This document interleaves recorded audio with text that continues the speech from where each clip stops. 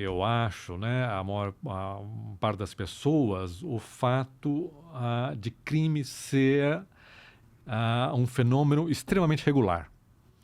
A gente às vezes acha que é uma questão de decisão individual, né, que é meio aleatória, né, mas é um relógio, né, é um relógio, é impressionante. Você não sabe qual vai ser a pessoa vitimada, mas você sabe, né, que no final de semana, naquele período horário, né, e que a vítima vai ser provavelmente um jovem, baixa escolaridade, não branco, que vai ser vítima de arma de fogo, que 30% dele vão ter alcoolemia, né, no sangue. É um padrão, né?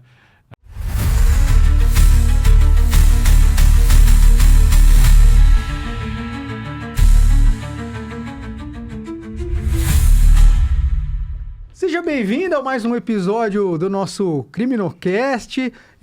Primeiro de tudo, agradecer a audiência de todos vocês, dizer que o canal está crescendo bastante. Nós ainda vamos chegar no nosso número mágico para poder profissionalizar as nossas ferramentas e fazer uma entrega cada vez mais interessante aqui. Então, para quem está assistindo a gente aqui, por favor, vai lá, se inscreve no canal, segue a gente, para nós é super importante. E comenta aqui no nosso episódio, que a gente quer ouvir vocês, quer saber o que vocês gostaram, o que foi aproveitado daqui.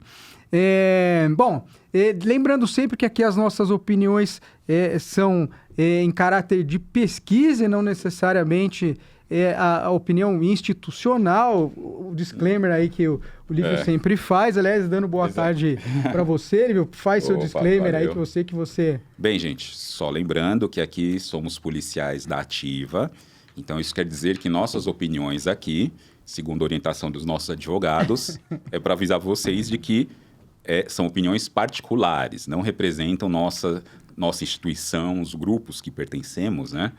Movimentos, não, são nossas opiniões particulares, sempre dando aquele salve para os nossos colegas da Casa Censora, que eles podem assistir o nosso episódio tranquilos, que é só opinião particular, gente. Então, como sempre, e agradeço a nossa assessoria jurídica também, que sempre lembra a gente para fazer esse aviso. Bom, é o seguinte, no episódio de hoje, eu já vou dizer quem veio aqui, é o nosso professor Túlio Kahn. Eu gosto de falar que, para mim, é o maior quantitativista que eu conheço aqui na criminologia. E eu já vou introduzir o professor Túlio da seguinte forma. Eu te conheci nos idos de 99, fazendo um curso de criminologia que teve no Ilanud. Não sei se você lembra de um curso... Criminologia na mídia, uma coisa assim. Ele durou uns 4 a 6, foi um curso longo. Eram encontros semanais, deve ter sido uns 4 a 6 meses, em que se debateu. Foi ali que eu descobri que aquilo que eu queria fazer, que antigamente se chamava Sociologia da Violência, era criminologia. Então, de fato, eu fui parido pelo seu curso. Muito obrigado. Serviu para alguma coisa. Então. Que bom. E aí foi ali que eu te conheci, foi ali que eu conheci o mundo maravilhoso. Aliás, um monte de gente depois que eu descobri que era fera na criminologia, eu conheci naquele curso. Então, essa é uma primeira coisa, te agradecer. Segundo, descobri o YouTube ali. Um curso de uma ferramenta de análise criminal que você tem lá também. São, acho que 20 episódios, ou 25, eu não lembro agora quantos episódios são também. Aprendi que existe curso no YouTube, eu quero ouvir essa história. E, por último, dizer que eu já li bastante coisa sua, eu vou perguntar um monte de coisa interessantíssima. Tomara que eu lembre daquele que eu escrevi, né? Olha, tem um monte de coisa que eu ponho em aula hoje para explicar, para dar exemplo, que eu aprendi nos seus livros. Então, eu recomendo para quem quer aprender criminologia aplicada e mergulhar em coisas que são absolutamente pertinentes no nosso tempo, as obras, não é a obra, as obras do professor Túlio Kahn, porque elas estão lá no Kindle, né? Você baixa os livros eletrônicos, compra eles, é muito legal, eu aproveito demais isso. Então, assim, depois dessa, por favor, professor, se apresente para nossa se puder me contar como que você chegou na criminologia, onde se formou, contar um pouco dessa história pra gente. No bom sentido, como que o crime entrou na sua vida? Como eu entrei pro mundo do crime. Como você entrou no mundo do crime, crime. Ô Maurício, mas antes do Túlio começar, né? Por favor. Eu falar, você contou uma história feliz com o Túlio. Eu, na verdade, quando eu conheci, soube do nome dele, não foi uma história muito feliz, não. Ai, meu Deus. Sabe por quê? Porque eu era um policial da linha. E na linha a gente só ouvia falar que tinha um tal de Túlio Kahn na secretaria que ficava mexendo nos números lá e cobrando. Aí a nossa administração cobrava produção da gente, né?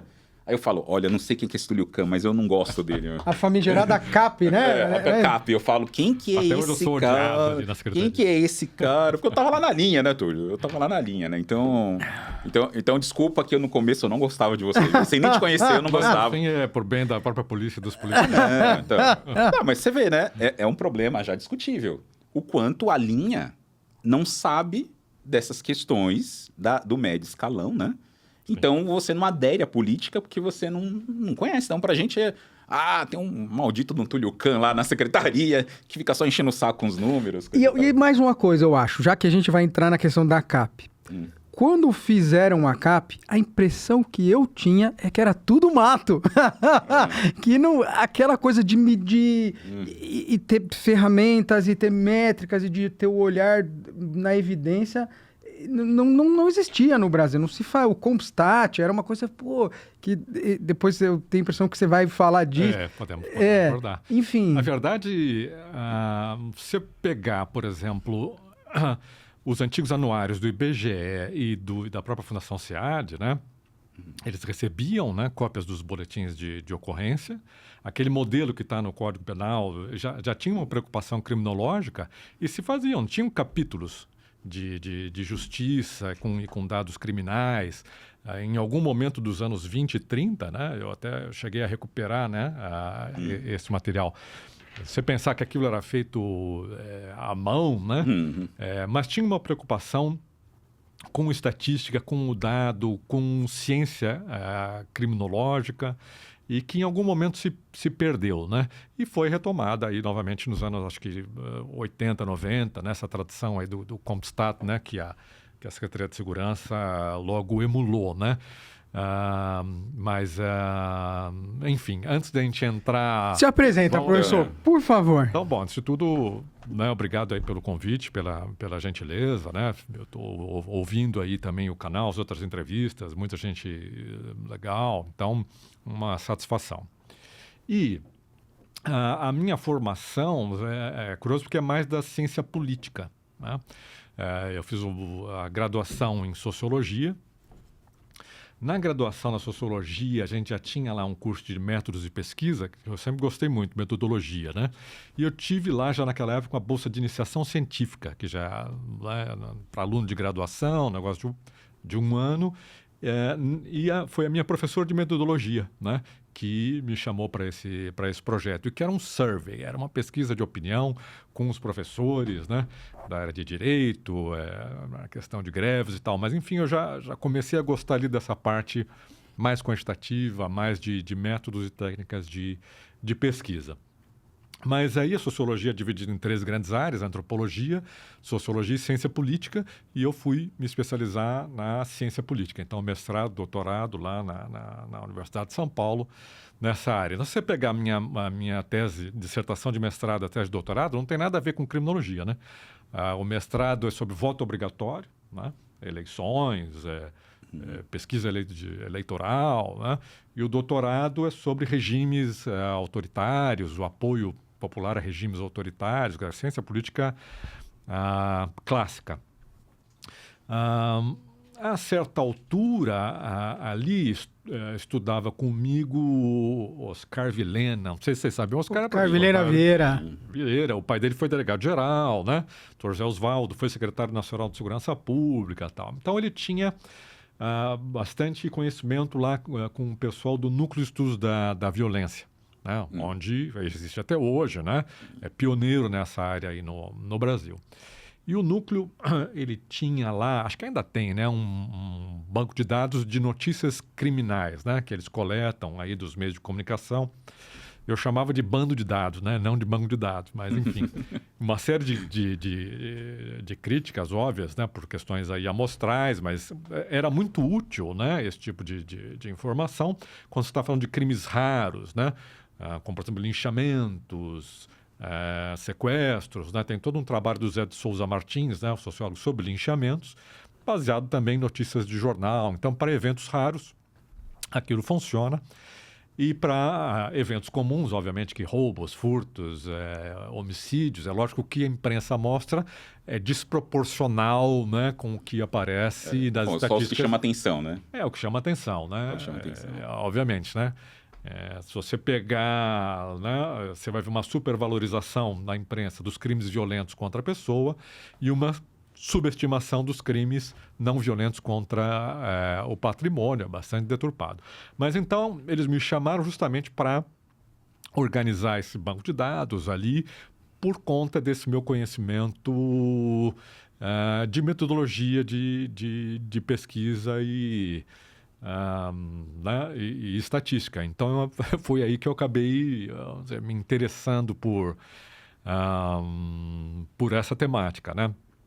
Aí passei alguns anos lá no Núcleo de Estudos da Violência. Uma coisa interessante que a gente desenvolveu lá naquela época foi o índice de criminalidade. Não sei se vocês chegaram a acompanhar.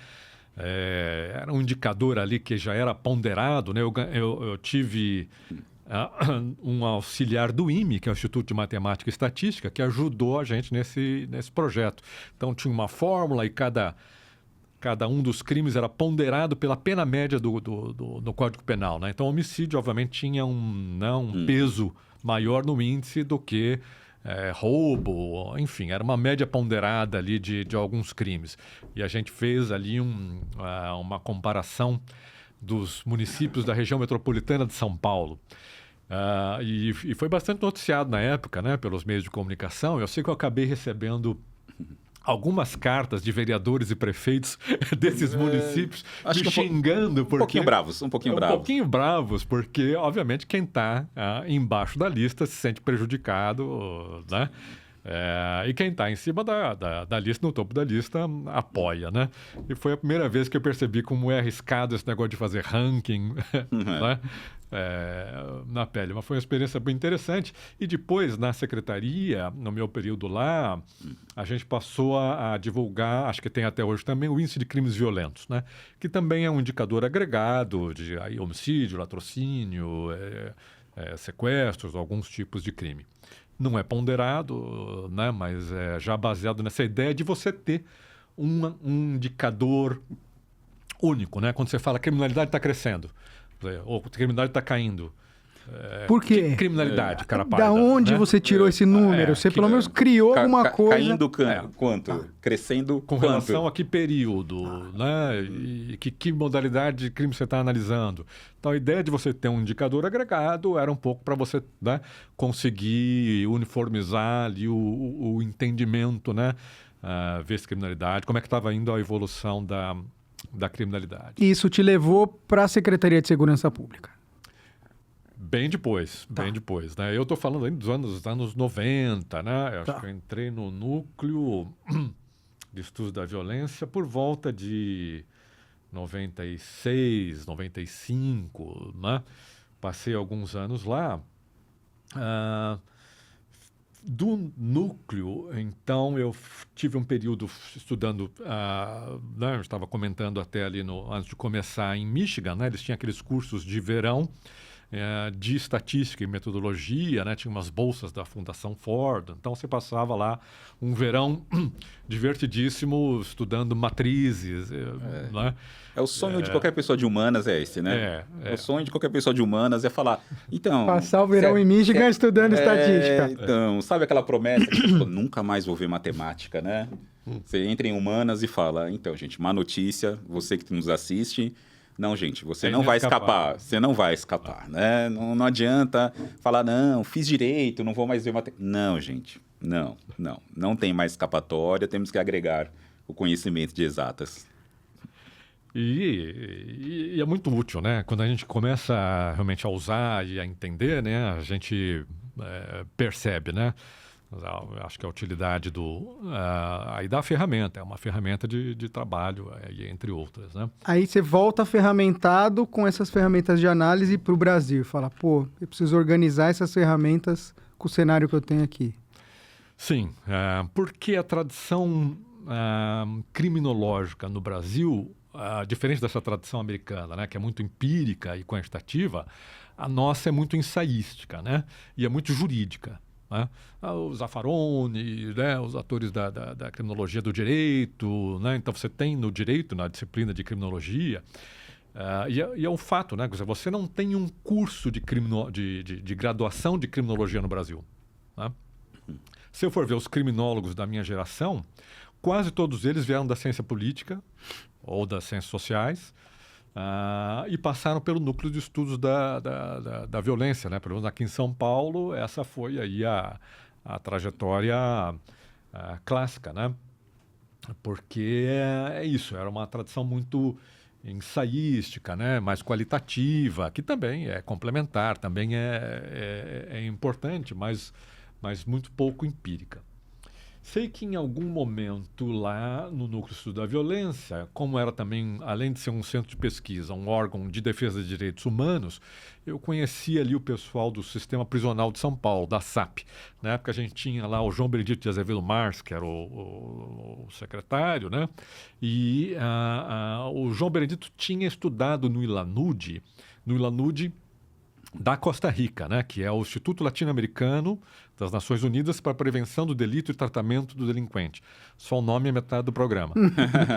E ele falou, eu quero montar o ILANUD aqui em São Paulo. Então foi feito um convênio, Estado de São Paulo, via SAP, ILANUD Costa Rica e Ministério da Justiça. E foi montado esse escritório aqui em São Paulo. O Oscar foi chamado para ser o secretário executivo, né? E como era meu colega lá do mestrado, ele falou, vem para cá, vamos, né? Começar esse trabalho aí de pesquisa e tal. Mas aí o João Benedito falou, não, primeiro ele vai me ajudar aqui na Secretaria da Administração Penitenciária. Então eu passei 2 anos, antes de ir para o ILANUD, ainda passei uns 2 anos ali, muito interessantes, né? Na SAP,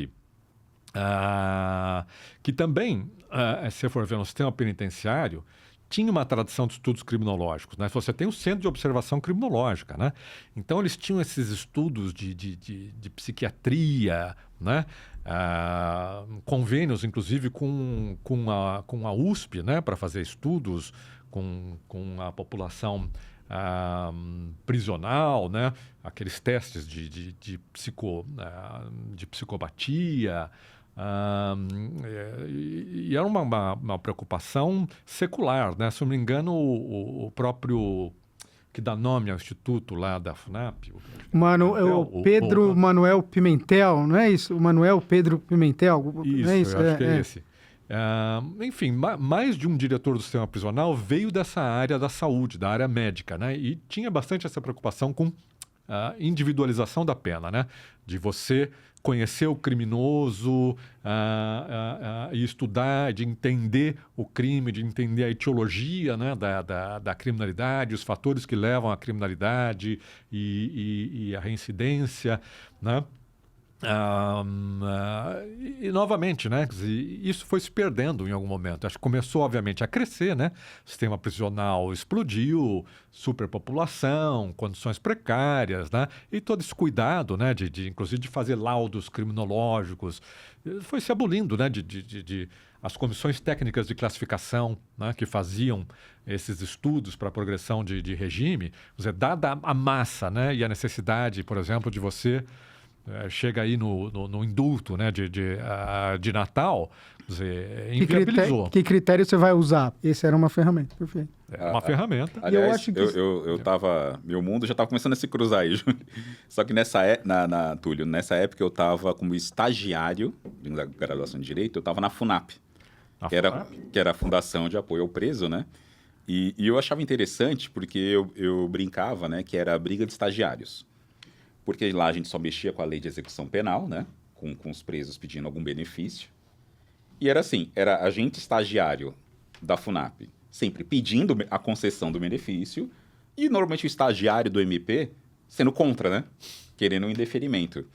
Mas eu ficava horas, muito mais do que eu deveria, lendo justamente essa análise psicológica, porque tinha um laudo assim, né? O psicológico e tinha o psiquiátrico também. Mas na época eu era, né, gente, desculpa, eu era um mero graduando, né, final anos 90, mas eu já ficava pensando assim, pô, nossa, que interessante isso aqui, e se não fosse esse estágio, eu jamais teria contato. E eu queria contextualizar uma coisa, a impressão que eu tenho é que a própria SAP, nessa época, estava se reestruturando para fazer essa retomada, porque era uma coisa meio pós-Carandiru, meio pós... E aí eu me lembro que era o começo do governo Covas e ele trouxe o Dr. Benedito justamente com essa missão. Olha, reorganiza o sistema prisional, ele vai passar por um aumento de unidades. Você teve unidade prisional sendo construída todo dia lá. E não foi isso. Virou uma secretaria. Virou uma secretaria. Exato. Antes era o departamento, né? Era esse momento, não era politicamente, Túlio? Sim, eu cheguei lá um pouquinho depois de ter virado realmente ter os status de secretaria, né? Separada, né? Então, da Secretaria de Segurança, né? Ainda tinha muito preso cumprindo, né, pena em delegacia, você deve lembrar, né? Dessa época, os distritos superlotados. Olha, né? Então, eu estava no GOI, né? Eu estava no GOI, né? Então, você não conseguia investigar, não. porque tinha que ficar tomando conta de preso. Para o pessoal, né, que não pegou essa época, né? Era uma época em que qualquer distrito da capital tinha 200 presos. Ou seja, você estava com preso, com rebelião, carcereiro de refém, tentativa de resgate. Aí você estava, às vezes, ao mesmo tempo com flagrantes e a população fazendo o boletim que não era nada eletrônico. Né? Não por acaso as facções criminais começaram a se organizar, né, nessa época, porque realmente o cumprimento de pena no sistema prisional ainda é precário, né, mas acho que era muito mais ainda. Então, aí você começa a descobrir, né, no sistema prisional, como você tem... Por exemplo, nos Estados Unidos é muito comum, né, para progressão, né,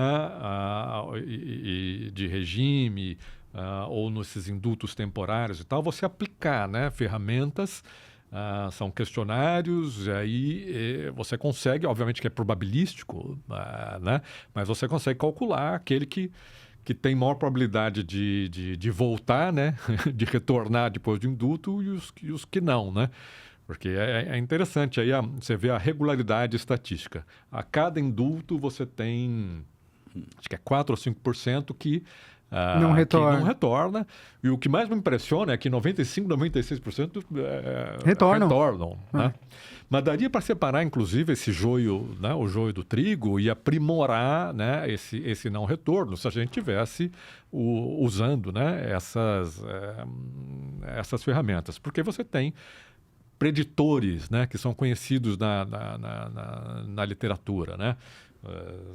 Que idade que ele começou né, na atividade criminal, quantas vezes, que tipo de crimes. Histórico familiar, não sei o quê. Tá. Uma série de variáveis, né? E você consegue, obviamente, do ponto de vista probabilístico, né? Eu lembro que dessa época também o governo federal começou a fazer os censos penitenciários. Eu acho que o primeiro foi de 95. Perfeito, era isso que eu ia te perguntar. Qual era o tamanho do sistema? Quando você sentou lá, era grande? Você se assustou? O que você... Olha, eram cerca de 30 mil presos, se não me engano, né? nos anos 90. Né? No estado de São Paulo? No estado de São Paulo. Tá. Estado de São Paulo. Hoje 200 mil. Tá. Você tem uma ideia aí da evolução, né? Quer dizer, no sistema prisional, no sistema penitenciário, né? Eu acho que nas delegacias ainda eram outros tantos, vou lembrar. Mas também no nível, então, federal, começou um pouco essa ideia, né? De conhecer um pouco melhor essa realidade. Então, o censo prisional não era um censo, né? No sentido exato, porque você não entrevista cada um dos presos, né? Até hoje a gente chama de censo, é um censo das penitenciárias. Então, a sua unidade de análise é agregada em nível de penitenciária. Me parece que o Infopem agora, né, com o Infopem você vai conseguir ter esse dado em nível de indivíduo, que é muito mais rico, para você fazer cruzamentos e tal, né? Mas mesmo assim, para a época, né, você não desconhecia coisas básicas, né? Por exemplo, em que velocidade está crescendo anualmente o sistema? Quantas unidades a gente vai ter que construir? Quantos funcionários vou precisar treinar e concursos para contratar? Né? Questões de saúde e reincidência, até hoje é mal definido, mas enfim. É claramente uma ilustração, né? Estatística, sabe, você pegar o nome, né? É um estudo a ciência do estudo-estado, né? Então, ela nasceu com essa preocupação do planejamento, né? Do conhecer para poder, né? Prever para poder prover, né? Então, tem muito esse aspecto da gestão, que a gente às vezes não leva muito em conta. Quando a gente está lá, por exemplo, na base, né? E o policial me xingando. Por que eu tenho que preencher a porcaria desse relatório? Quem que é esse maldito Túlio Câmara? Quem que é esse maldito que fica me cobrando aqui na linha? Resolução 160, a portaria conjunta PMPC. Nossa, aquelas resoluções. Todos aqueles relatórios. Mas como isso é importante para a gestão, né? E para o dia a dia do policial. Não é só para fazer estudo acadêmico, que é importante também. Né? E a avaliação, né? A avaliação será que aquilo que a gente está fazendo está funcionando, funciona, não está? Né? Então ali vocês efetivamente começaram a criar e desenvolver e aprimorar as ferramentas de policiamento baseado em evidência. Ter métrica, ter expectativa do que estava fazendo, conhecer o que vocês estavam fazendo. Me parece que foi um pouco isso que foi feito ali, né? Sim, sim. Eu acho que foi uma conjuntura, né? Que eu correlaciono muito com a mudança na tecnologia de informação, né? Dos anos 90. Porque até então, como é que era? Só tinham esses dados, por exemplo, aqui em São Paulo, a Prodesp, né? Ela tinha um sistema que a gente chamava de criminal. Então, você precisava rodar esse sistema num grande mainframe. Você só tinha lá os funcionários especializados, os programadores da Prodesp. E aí você tinha lá os terminais, não sei se vocês pegaram essa época, né? Você tinha um terminal no IRGD, tinha um terminal na SAP, né? Tinha no Ministério Público e tinha no sistema judiciário. E é interessante porque o sistema, naquela época, ele era integrado entre essas instituições. Isso se perdeu, né? Foi uma pena. Então, pouquíssima gente tinha acesso a esses dados, né? E era difícil. Você não tinha computadores pessoais, as pessoas não sabiam programar. Então, aos poucos, nos anos 90, isso foi barateando, se tornando mais popular. E aí os departamentos de polícia, cada departamento de polícia começou a montar, né, a sua base de dados, o seu parque aí de informática, as suas bases, o DHPP tem lá seus, cada unidade da polícia começou a ter, né, na própria polícia, né, programadores. O que a gente chama das UIPs, né, as unidades de inteligência policial. Começou a ter essa política, né, mas é só com a informática mesmo, porque eu cheguei no DHPP preenchendo livros. Descobrimos a autoria de um crime. Aí, um livro de autores. Então, você lança lá só o nome, RG, de onde veio. Né? Aí, ou seja, se eu quisesse fazer um estudo, eu teria que, no olho, né, no olhômetro, eu ia ficar vendo, de onde que é, coisa e tal. Né? Então, hoje não, né? Hoje você consegue. Então parece que tinha muita...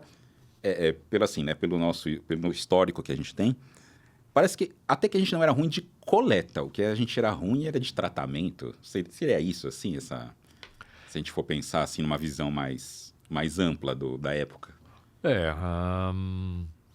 Eu acho que você está certo, quer dizer, porque essa prática de fazer o boletim com 2, 3 cópias e de mandar os boletins, né, obrigatoriamente para a Fundação SEAD e para a Secretaria para fazer a unificação dos dados, essa coleta continuou, né? Sempre foi feita e a CAP fazia, por exemplo, no papel, eu cheguei a ver isso também, né? Os mapas e as tabelas, e a polícia fazia isso, né? Com mapa no papel, né? na parede e com alfinete, né? Sim. Fazia. No DHPP eu peguei a época de indicar os homicídios, né? Para saber onde que estava tendo os homicídios, né? Na chefia, no alfinetinho. Tinha lá, então aqui na Zona Sul, olha, teve um. Aí tinha o policial encarregado só de colocar o alfinete lá ler todos os boletins de HPP e ir colocando lá Estava fazendo análise criminal ali, Nossa, artesanal, né? Totalmente artesanal. Deixa só, eu tô curioso em saber a história. Aí, da SAP para o Ilanude, me conta um pouco essa história. Então, do Ilanude, eu cheguei a ser lá o secretário executivo, né? Aí, a certa altura, o Coronel Zé Vicente, né, que também é um criminólogo, bastante conhecido, né, passou pela CAP também. Ele é psicólogo também de formação, além de oficial da PM. Ele foi chamado no governo Fernando Henrique para ser o secretário nacional de Segurança Pública. E a gente se dava bem, né, já tinha, enfim, interagido diversas vezes. Ele falou, Túlio, vem para cá. Você tinha 2 grandes departamentos no Ministério da Justiça. Um era o DAPI, que era o Departamento de Inteligência. Estava lá o Dr. Caio Castro, que foi também, era delegado daqui de São Paulo. E você tinha um outro departamento, que era o DECASP, o Departamento de... Era o departamento que tinha, vamos dizer, 80% das funções lá da Senasp. Cuidava do fundo, cuidava de treinamento, cuidava do Infoseg, né, que é o sistema nacional, né, também de... Na verdade, ele é um índex criminal, né, é um pouquinho diferente. Mas, e aí eu fui dirigir, no final do governo Fernando Henrique, o DECASP. Foi muito interessante, porque já tinha também algumas pesquisas sendo feitas em nível nacional. A gente chamava na época de Cinep, hoje se chama de Cinesp, né? Mas era isso, através de planilhas, a gente perguntava mensalmente para todos os estados quantos homicídios, quantos roubos, né? Agregado, assim, capital, interior, né? E estado, alto nível de agregação, né? Em nível mensal, mas a Senasp, a Secretaria Nacional, recebia esses dados já retroativamente desde 99, né? Eu estava lá em 2002, então tinha já 2, 3 anos de série e nunca tinha sido publicado. Então, eu e o Zé Vicente conseguimos fazer a primeira publicação estatística com esse dado aí do Cinesp, né? Deu tempo de fazer um só, né? Mas foi bacana. Mas foi a vanguarda. Pois é. Foi a vanguarda. O dado tinha qualidade ruim, né? Mas eu falei, é a luz do sol, né? Mas o que temos, vamos colocar... Só publicando é que aí o Estado começa... Opa, esse dado aí está errado. Eu falo, mas foi você que mandou assim, né? E você começa a acertar os números. E já se fazia naquela época também as pesquisas perfil das polícias, né? É feito anualmente na Polícia Civil, na Polícia Militar, Corpo de Bombeiro. Já tinha, então, o Infoseg e o nosso Infocrim aqui de São Paulo foi pioneiro, né, na alimentação do Infoseg. Ele foi construído lá sobre a base lá tinha lá a Prodesp do Rio Grande do Sul, eles que montaram lá o sistema. Então, começou a ser alimentado por alguns poucos estados, né? São Paulo, Rio Grande do Sul e tal. E aos poucos foi crescendo, né?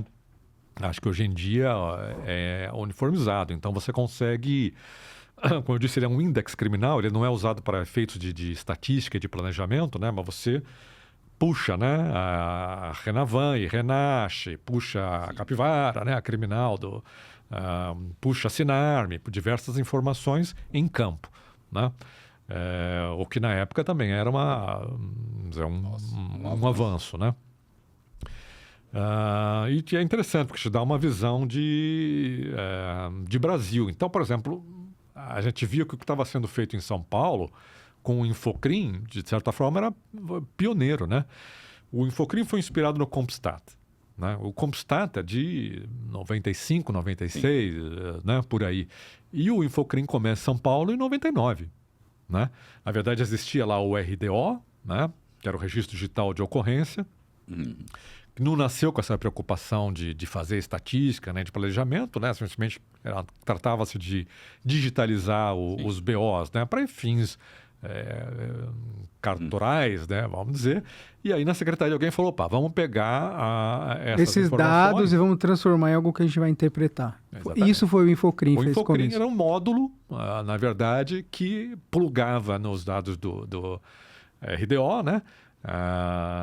Nem todas as unidades estavam integradas via internet, né? Ou intranet. Algumas mandavam ainda em, em disquete, né? Ou imprimia e tinha que levar na seccional. Então, só para quem está assistindo entender, a gente começou a informatizar o sistema de BO, você tinha uma massa de informação e aí alguém na secretaria falou, pô, vamos criar um sistema que vai lá, busca esses dados no BO, a gente vai ter esses dados aqui expostos, vamos ver o que a gente analisa, o que a gente aprende com isso. Foi isso que vocês começaram a fazer? Basicamente, né? E é mais do que um sistema de TI, né? É um sistema de gestão. Tá. Por quê? Você precisou fazer uma série de outras coisas, né, para utilizar os dados. Por exemplo, compatibilização de áreas, né? Tinham áreas da PM e da PC que não eram coincidentes, né, em limites. Eu lembro dessa...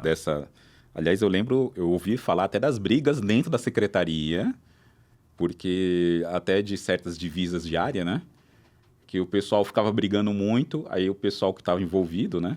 Perguntava, não, mas por que as unidades estão brigando? Não, porque lá tem um pessoal que faz uns favorzinhos de descolar uma peça de graça, então eles querem que fique na área deles, porque se ficar na área do outro, aí eles vão perder então, esse canal de fazer umas cortesias. Esse foi um primeiro grande desafio, fazer com que a área de uma companhia da PM coincidisse com a área de uma delegacia. Ele falou, pô, sim, a base de dados territorial precisa ser igual, precisamos redesenhar o tamanho, a atribuição de uma delegacia e de uma companhia também para elas darem match. Esse foi um primeiro grande desafio.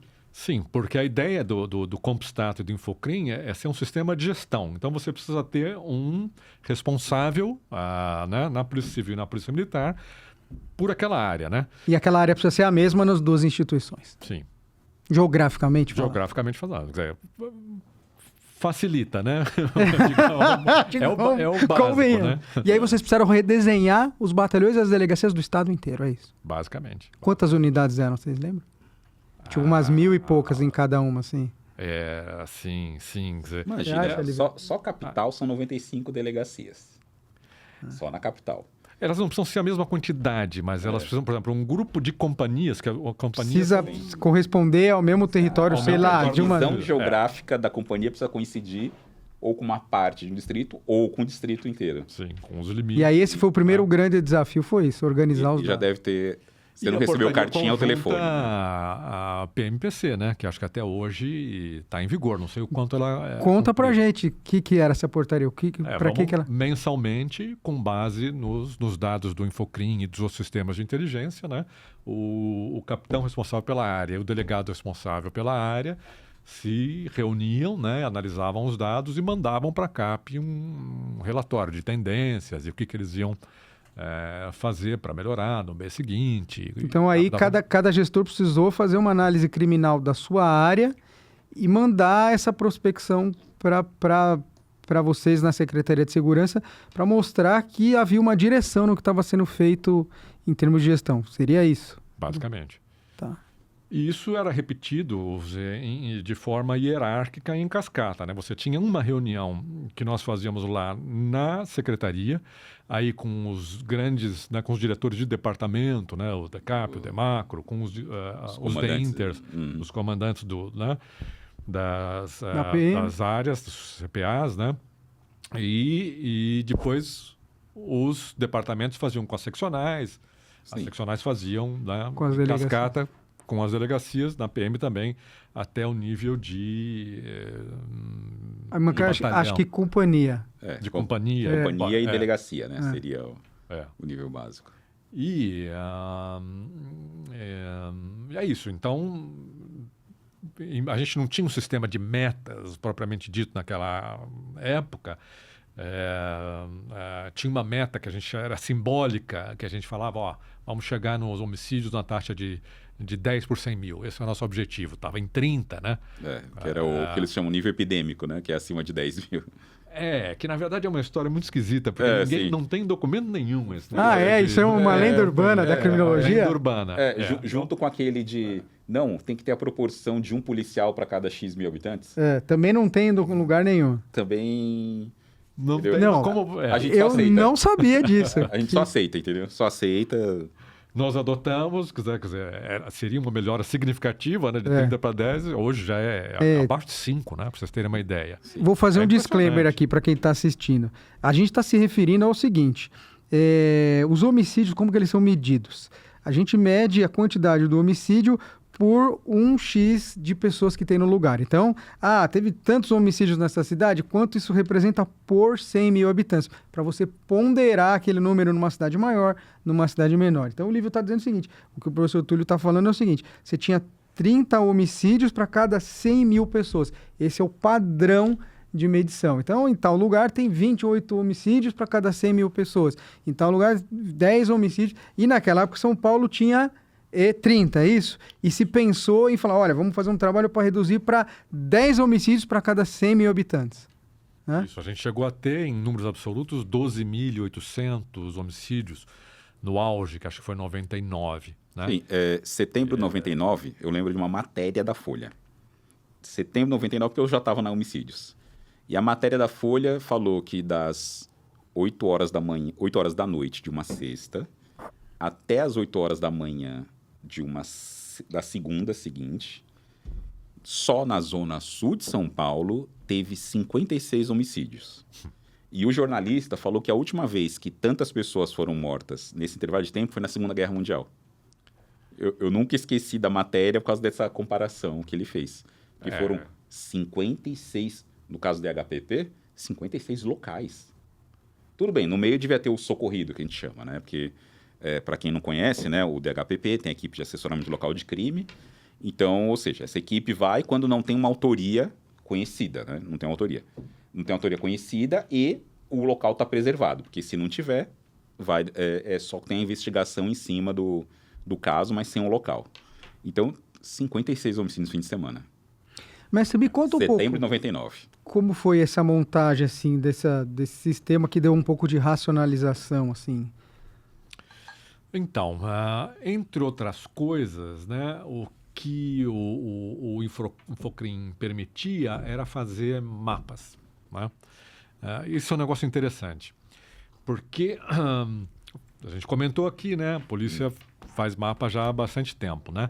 Mas como é que a polícia alocava, por exemplo, a polícia militar, o seu efetivo na área, no setor? Tinha um negócio que era criativo, que chamava Rosa dos Ventos. Rosa dos Ventos, não sei se você eu lembro lembra, disso. é um símbolo da cartografia, né?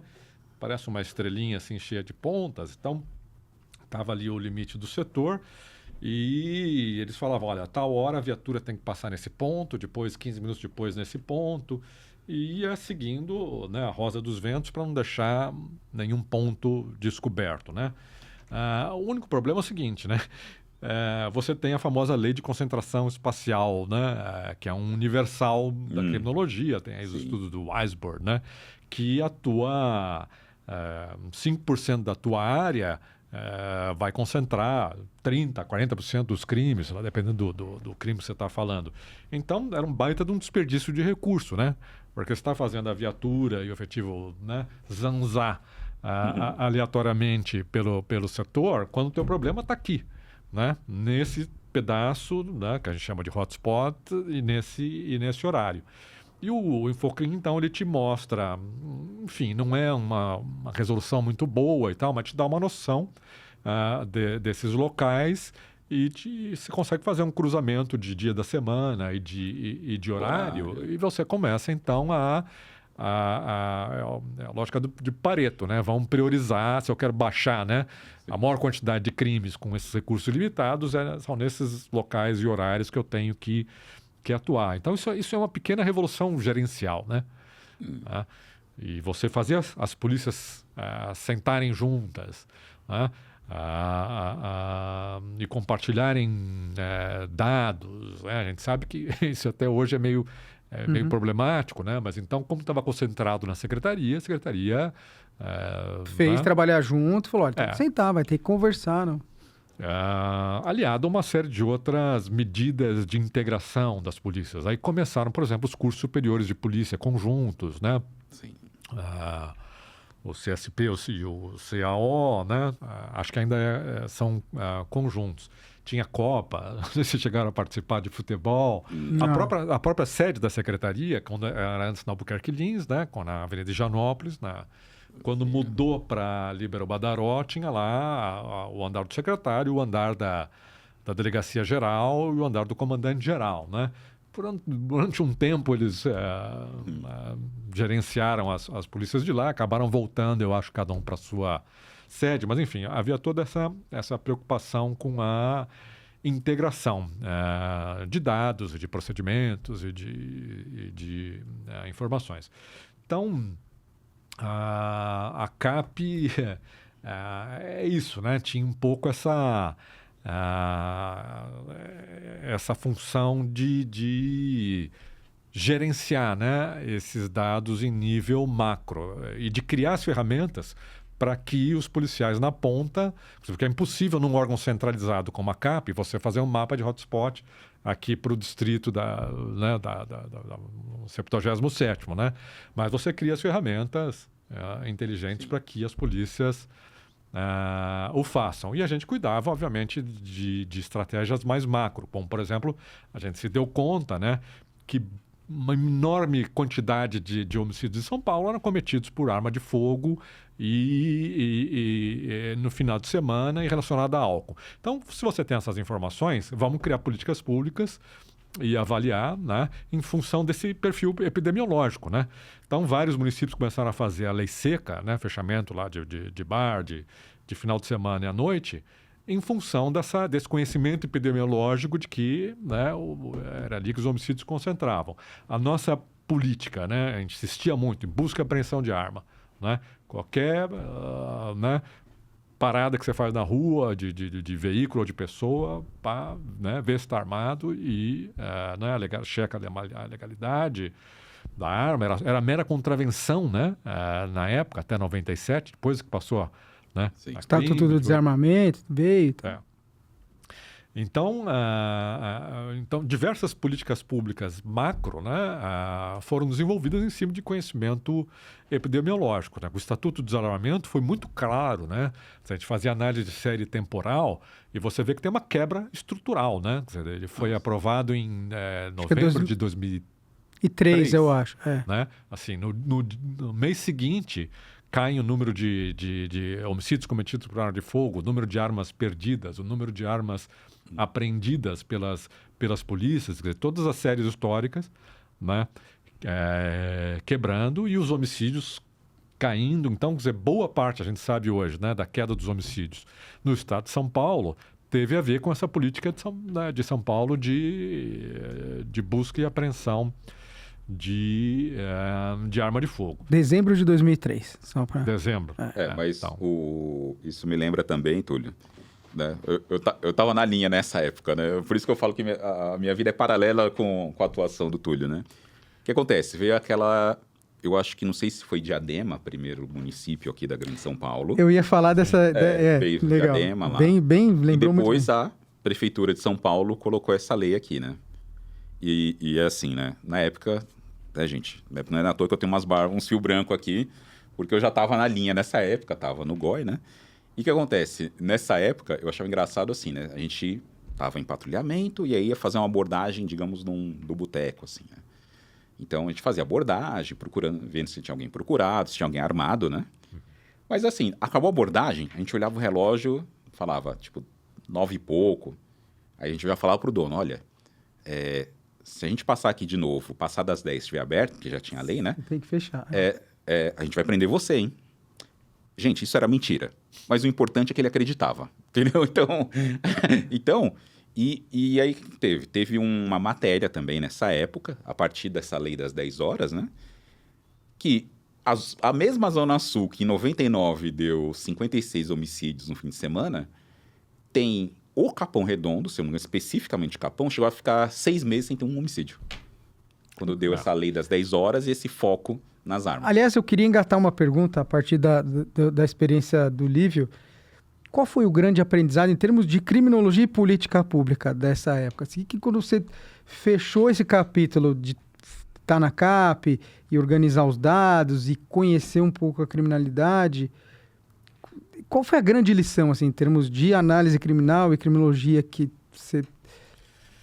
Olha, surpreende, eu acho, né, a parte das pessoas, o fato de crime ser um fenômeno extremamente regular. A gente às vezes acha que é uma questão de decisão individual, né, que é meio aleatória, né, mas é um relógio, né, é um relógio, é impressionante. Você não sabe qual vai ser a pessoa vitimada. Mas você sabe, né, que no final de semana, naquele período do horário, né, e que a vítima vai ser provavelmente um jovem, baixa escolaridade, não branco, que vai ser vítima de arma de fogo, que 30% dele vão ter alcoolemia, né, no sangue. É um padrão, né? Então, isso, de certa forma, facilita, né? Você conhecendo essas regularidades. Então, criminologia é uma ciência, né? É uma ciência. E você precisa, então, identificar esses padrões, né?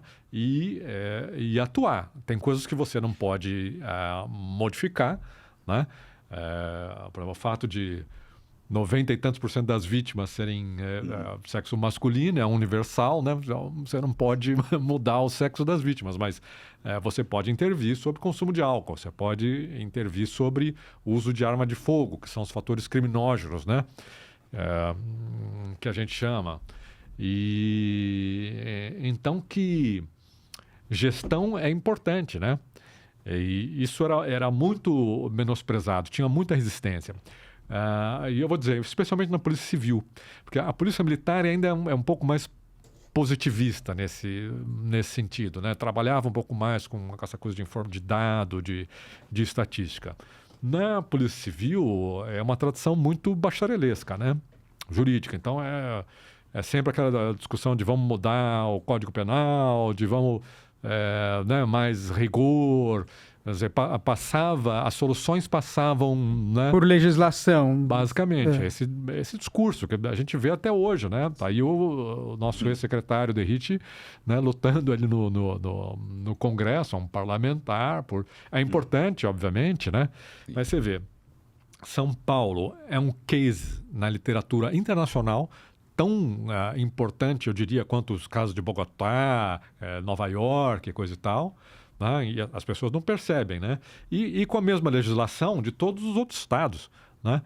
Não teve, né? Se for ver, não teve nenhuma grande mudança, né? Nesse período aí de 99 para cá, né? Todo mundo compartilhava, né? Do mesmo Código Penal. Quer dizer, sendo a legislação federal, como que aqui a gente conseguiu fazer uma experiência positiva? Exatamente. Então, tem diversos aspectos que eu não estou citando aí de gestão. O plano de combate a homicídios do DHPP, né, foi importante, né? A Polícia Militar também tinha lá o planejamento estratégico deles e outros sistemas, né, como o Copom Online, o Fotocrim, né? Uma série de outros sistemas que as polícias desenvolveram. Então, eu acho que é interessante você atribuir esse sucesso às polícias, né? Porque qual é o discurso, né? Quando o crime, eu lembro, quando começou a cair nos primeiros anos, a primeira reação dos jornais foi falar, isso é mentira, vocês estão maquiando. Então saía, vocês lembram dessas? Lembro. Dessas reportagens? Então, começou a funcionar, começou a cair os dados de crime, e aí a primeira acusação foi, não, isso é mentira, isso é falso, estão maquiando os dados. Vamos olhar os dados. Tá. E nada, começaram a sair os dados da saúde e batata, era o mesmo dado. Os dados coincidiam. O mesmo fenômeno, né? E depois que eles assumiram, realmente está caindo, né? Não, foi o PCC. O PCC que está mandando, né? Tribunais do crime. Fator PCC, né? Fator PCC. Fator PCC. Que eu diria, olha, pode ter contribuído muito pontualmente, né? Uma outra comunidade, né? Que eles têm algum domínio territorial, mas agora a gente está falando de 645 municípios no estado. E você teve queda de homicídio em mais de 500 cidades. Tem cidade que teve queda assim, drástica, né? E nunca viu um membro do PCC. Né? Se fossem diminuindo só homicídios de homens jovens, né? Poderia levar água para esse moinho da hipótese PCC. Mas não, cai entre homens e entre mulheres, né? Jovens e pessoas idosas. Foi uma queda significativa em todos os segmentos. Generalizada, né? Então... Essa hipótese do fator PCC é interessante no imaginário popular.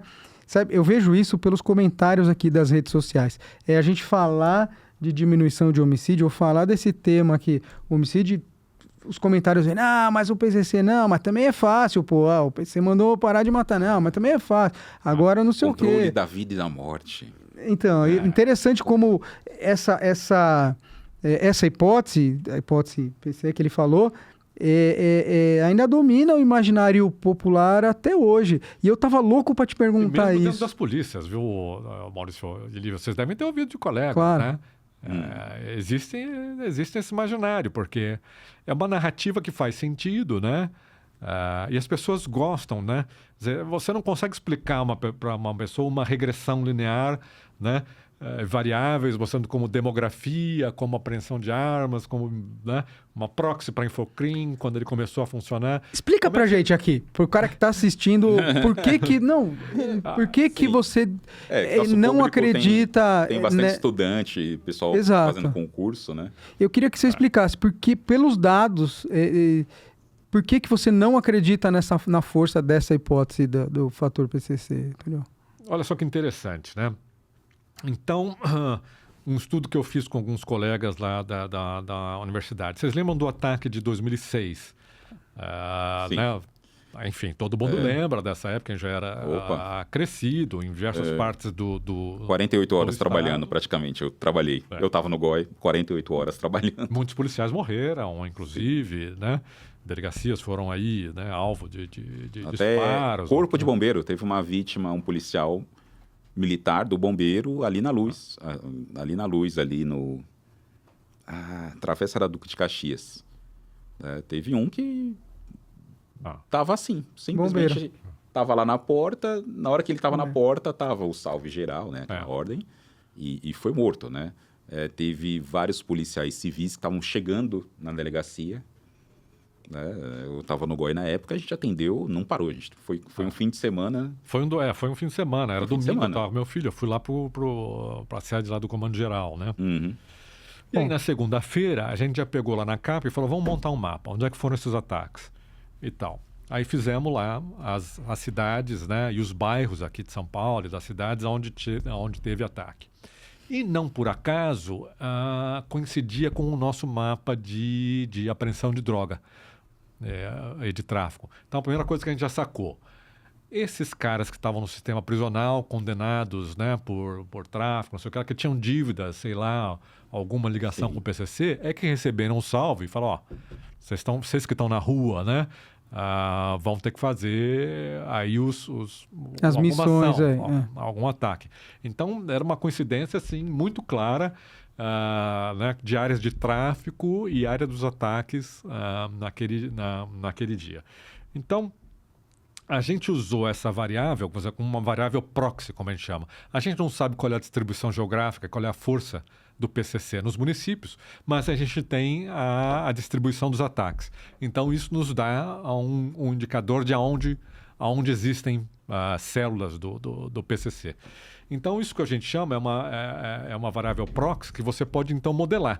Se ali tem mais PCC e se o PCC foi responsável pelo homicídio, então, nessas cidades você deveria ter tido uma queda de homicídios mais intensa do que nas outras cidades, certo? E quando você põe isso no modelo, não é o que ocorre, né? Não impacta, né? A presença ou não do PCC nesses municípios. Quer dizer, você teve outros municípios sem PCC com quedas iguais ou maiores, né? São fenômenos difíceis de medir, mas você consegue indiretamente modelar. E então você tem aí toda uma literatura, né, já mostrando que é um fenômeno multifatorial, né? Você teve um elemento demográfico, né? Teve uma diminuição de homens. Explica pra gente o elemento demográfico para quem está assistindo, professor. É um conhecimento criminológico universal de que crime se concentra, né, numa certa faixa etária, né, entre a adolescência até, sei lá, 25, 26 anos, majoritariamente masculina, né? Então, se você começa a ter uma diminuição Dessa faixa etária. significativa dessa faixa etária e desse gênero, né?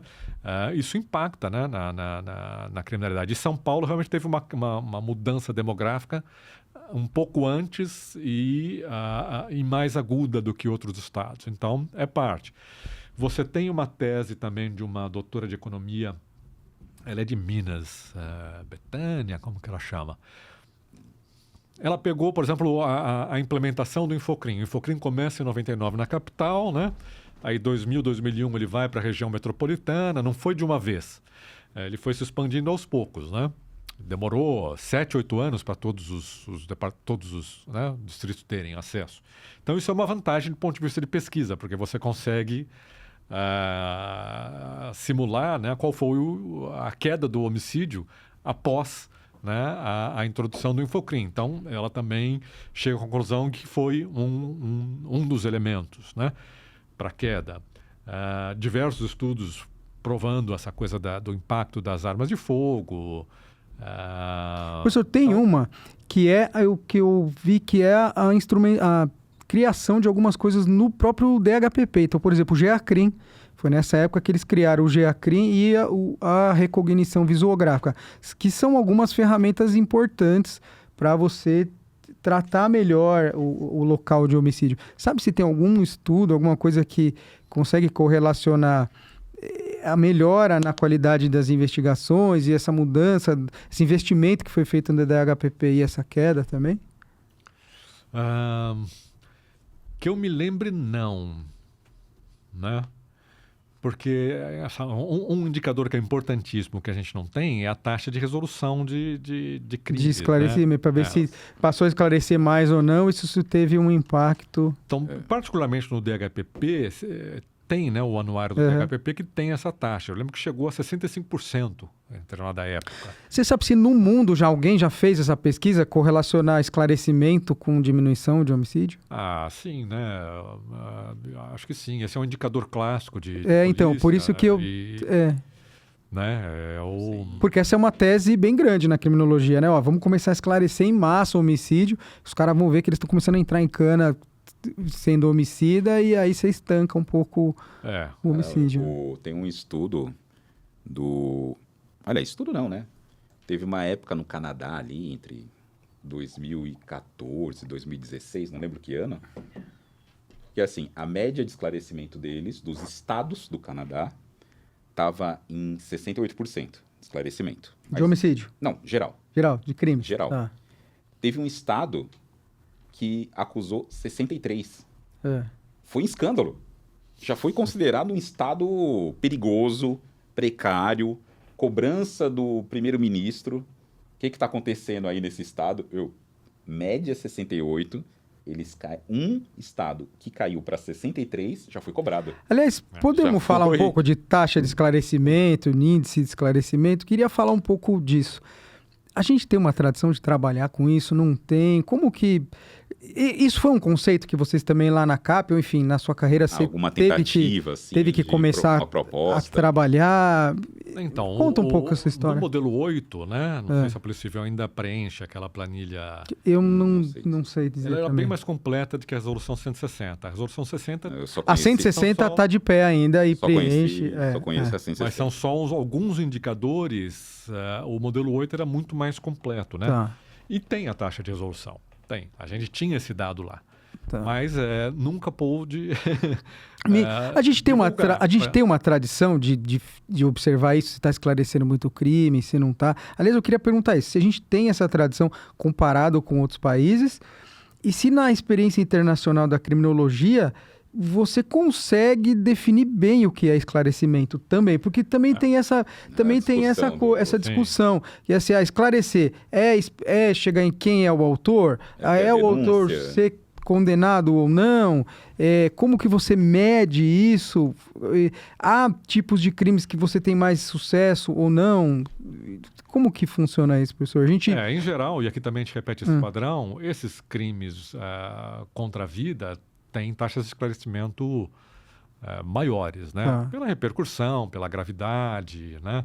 Equipes especializadas, né?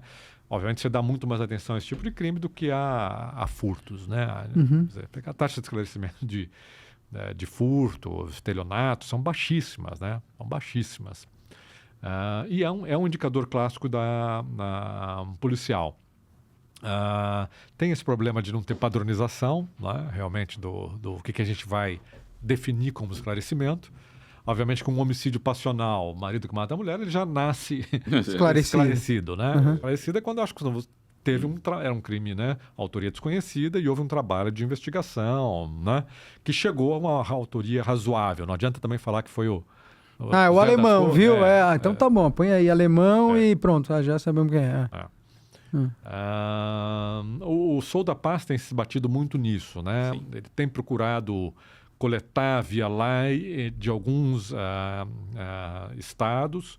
O de São Paulo ainda é um pouco melhor, né, do que de outros estados, mas acho que nem metade dos estados mandam os seus dados. A gente dá pouca atenção para isso, a impressão dá que pouca atenção. Dá pouca atenção. Porque me parece um dado essencial de avaliação, até de gestão também, saber, estamos esclarecendo ou não estamos? E o fato da gente esclarecer impacta ou não no índice criminal? Né? Me parece que essa teria que ser a discussão zero, não é nem a 1. Né? Sim, porque a gente tem coisa que a gente imagina que funciona e não funcionam, né? E aí que a pesquisa é importante. Então, por exemplo... Me conta o que o senhor descobriu que funciona. Tem, por exemplo, umas coisas... a PM daqui de São Paulo adora o PROAR, né? O PROERD. O PROERD, vocês conhecem? Conta pra gente que está assistindo. PROERD. É baseado no DARE, né? Que nasceu lá na Flórida, salvo engano, né? Policiais, então, vão às escolas e ensinam lá aos alunos, fazem palestras sobre drogas, os perigos, os malefícios e tal, né? E ele pode ter uma série de outras vantagens. Eu vou dizer que não é, obviamente, totalmente inútil. Pode melhorar a relação da comunidade, da polícia. Né? É bom até para o policial, em vez dele ter contato, em vez de só com crime o tempo todo, ter contato, né, com uma parcela normal da sociedade. Se sente bem. Os policiais gostam, né, do programa. Mas do ponto de vista de redução de consumo, o impacto é ou nulo ou, inclusive, negativo. Né? Isso foi estudado em diversas oportunidades, e inclusive aqui no Brasil, né, o PROERD e sem impacto, né? Tem um livro que é famoso, né, que é o Congresso americano, tem muito financiamento de política pública de segurança. Então eles querem saber o que funciona e o que não funciona. Eles contrataram lá uma equipe de criminólogos. O Lawrence Sherman, né, que é um bastante conhecido, foi o principal. Aqui você está entre meio de pessoas que praticamente tem um altar em casa. Com o Lawrence. É assim, tem o Lawrence e logo aqui tem o Alberto Kopitschek, né, que é nosso, eu falo para ele, né, que é nosso Lawrence brasileiro, né? Eu falo com o Kopitschek que ainda vai ter, eu ainda vou fazer para ele uma camisa assim. Sherman quem? Né? Porque o tanto que ele trouxe pra gente, traduziu, colocou na nossa realidade aqui os ensinamentos do Sherman, né? Mas eu, até em conversa com o próprio Kopitschek, ele fez vamos dizer assim, o sanduíche do doutorado dele, ele fez com o próprio, né? Eu tive em palestra com ele. Eu queria que... Bem lembrado. Eu queria que você contasse essa história. Mas antes eu preciso fazer 2 avisos. O primeiro, que temos o episódio aqui especial falando de armas com o Bruno Langeani. Boa. Então, para quem está assistindo, volta lá na lista nossa dos vídeos. Boa. Novamente, reiterar para se inscrever, né? Se está gostando. E já sugere também os nossos próximos convidados e convidadas. Né? Então, são os nossos avisos paroquiais, só para quem está nos assistindo, né? E também tem mais um. Pode falar. Então, queria... né, lembrar para os nossos colegas da Polícia Militares que vocês viram. Foi o Túlio que falou que o PROERD não funciona, não fui eu. Né? Maria. Foi ele. Foi ele, o estudo... Pode funcionar em diversos... Para outros contextos. Então, não reduz consumo. Então, gente, depois o pessoal fica no Zap, né? Você fica falando mal do Proerd, ó, gente, pode ver. Foi o Túlio, não fui eu. Eu assumo. Não fui eu. Dessa vez... Em evidência. Dessa vez, foi o Túlio, não fui eu. Então, para quem estiver assistindo... Mas tem coisa na Polícia Civil que não funciona. Você estava me contando que a gente sabe que vai se chamar Relatório Maryland, não é isso? Por favor, conta pra gente essa história, que eu acho que quem está assistindo a gente tem muito estudante de graduação. Teve impacto no mundo inteiro, Vamos lá. Esse relatório. Então, eles chamaram lá os caras... A equipe, né, liderada pelo Lawrence, né, e fizeram o que a gente chama de meta-análise, uma revisão da literatura, né? Então, dividiram lá em blocos. Câmeras de monitoramento, circuitos, né, de CCTV e tal. O que já se escreveu sobre isso? De literatura robusta, né? Depois a gente vai entrar nessa escala de Maryland, que diz o que é robusta ou o que não é. E aí eles fazem, então, tem 30 artigos, né, sobre o impacto de câmera de vídeo sobre furtos. Em 20 deles se encontrou um impacto positivo e dessa ordem. Eles chegam, inclusive, e a evidência tem qualidade ou não tem, né? Numa escala de 0 a 5. Uma evidência de baixa qualidade é uma evidência anedótica, né? Estudo de caso, esse tipo de coisa. E o padrão ouro que todo mundo conhece agora é o estudo randomizado com grupo de controle, né? Com a vacina do Covid, todo mundo ficava acompanhando. As pessoas entenderam mais ou menos essa ideia de... Realmente, acho que foi a época que eu mais ouvi falar de grupo controle e grupo de intervenção por gente que não é do meio científico, foi nessa época, né? E que são raríssimos na nossa área, infelizmente. Né? E aí, basicamente, eles fizeram isso. Mapearam tudo que tinha feito de experiências e o que tinha sido escrito sobre o que funcionava e o que não funcionava para impactar índice criminal. Em diversas áreas. Então, eles dividiram nas escolas, programas que trataram, né, na família, no mundo do trabalho, aumentar policiamento. Eu não lembro exatamente dos capítulos, mas a lógica era essa, né? Você juntava esses estudos, avaliava, né, segundo esses critérios da escala de Maryland, de robustez, né? Então você chega... Esse é o tipo de evidência mais robusta que você tem, né? Que é a meta-análise. E foi um impacto, né? Porque é isso, coisas que todo mundo achava que funcionava... Acabavam vendo que não tinha... Evidência de que funcionava. E ao contrário, né? Então, eu acho que a nossa área carece. No Brasil, a gente precisava talvez, né? Ter alguma coisa parecida. O Alberto, realmente, no livro dele, ele tenta pegar estudos brasileiros, né? Chegou também a resultados aí relevantes, né? Estudou bastante homicídio, né? O que funciona ou não funciona.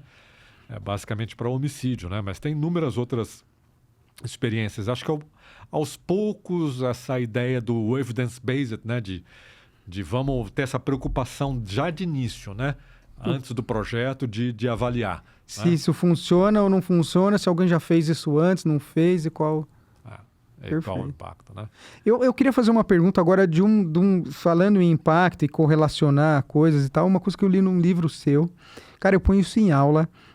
É um estudo inicial, mas eu achei muito sensacional. Foi um estudo que você fez, não sei se você vai lembrar. Foi o seguinte, você falou assim, olha, eu quero saber se a criminalidade está migrando, criminalidade em crimes contra a propriedade, crimes contra o patrimônio, para o mundo virtual. E você estava falando isso há, sei lá, 20 anos. Eu acho que esse estudo tem uns 15 anos.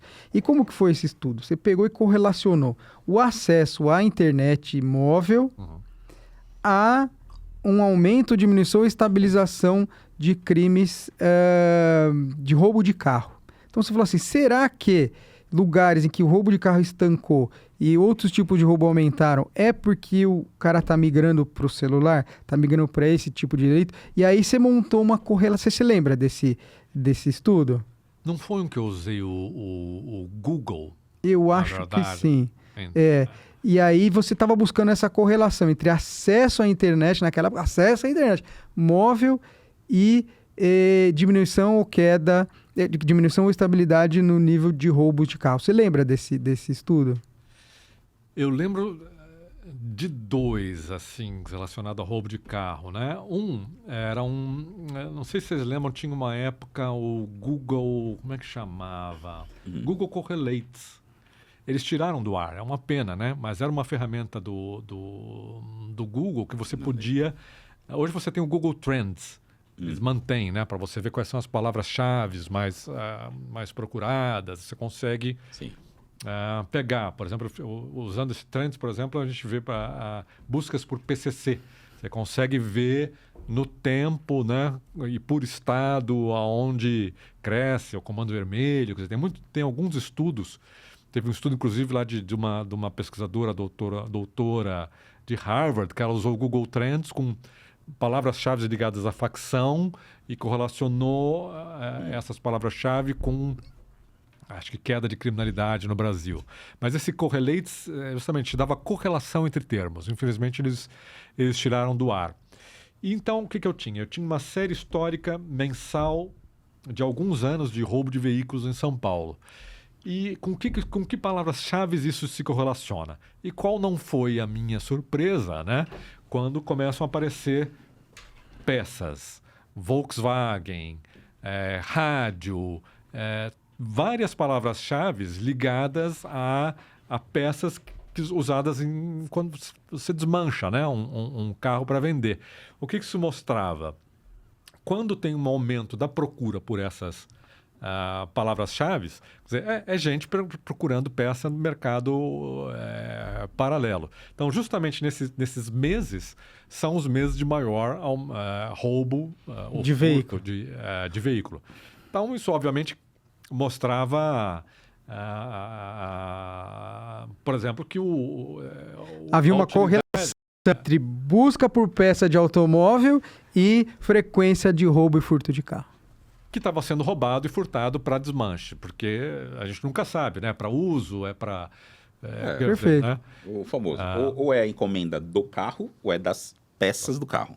Eu me lembro que, salvo engano, esse estudo está num livro que você tem, que eu acho sensacional, chama Pequeno Manual, como é que chama? Pequeno Manual da Criminologia, como é que chama? Eu não lembro agora. É o Pequeno Manual. E ele é sensacional porque ele é todo um livro em que acho que são alguns artigos... Exato.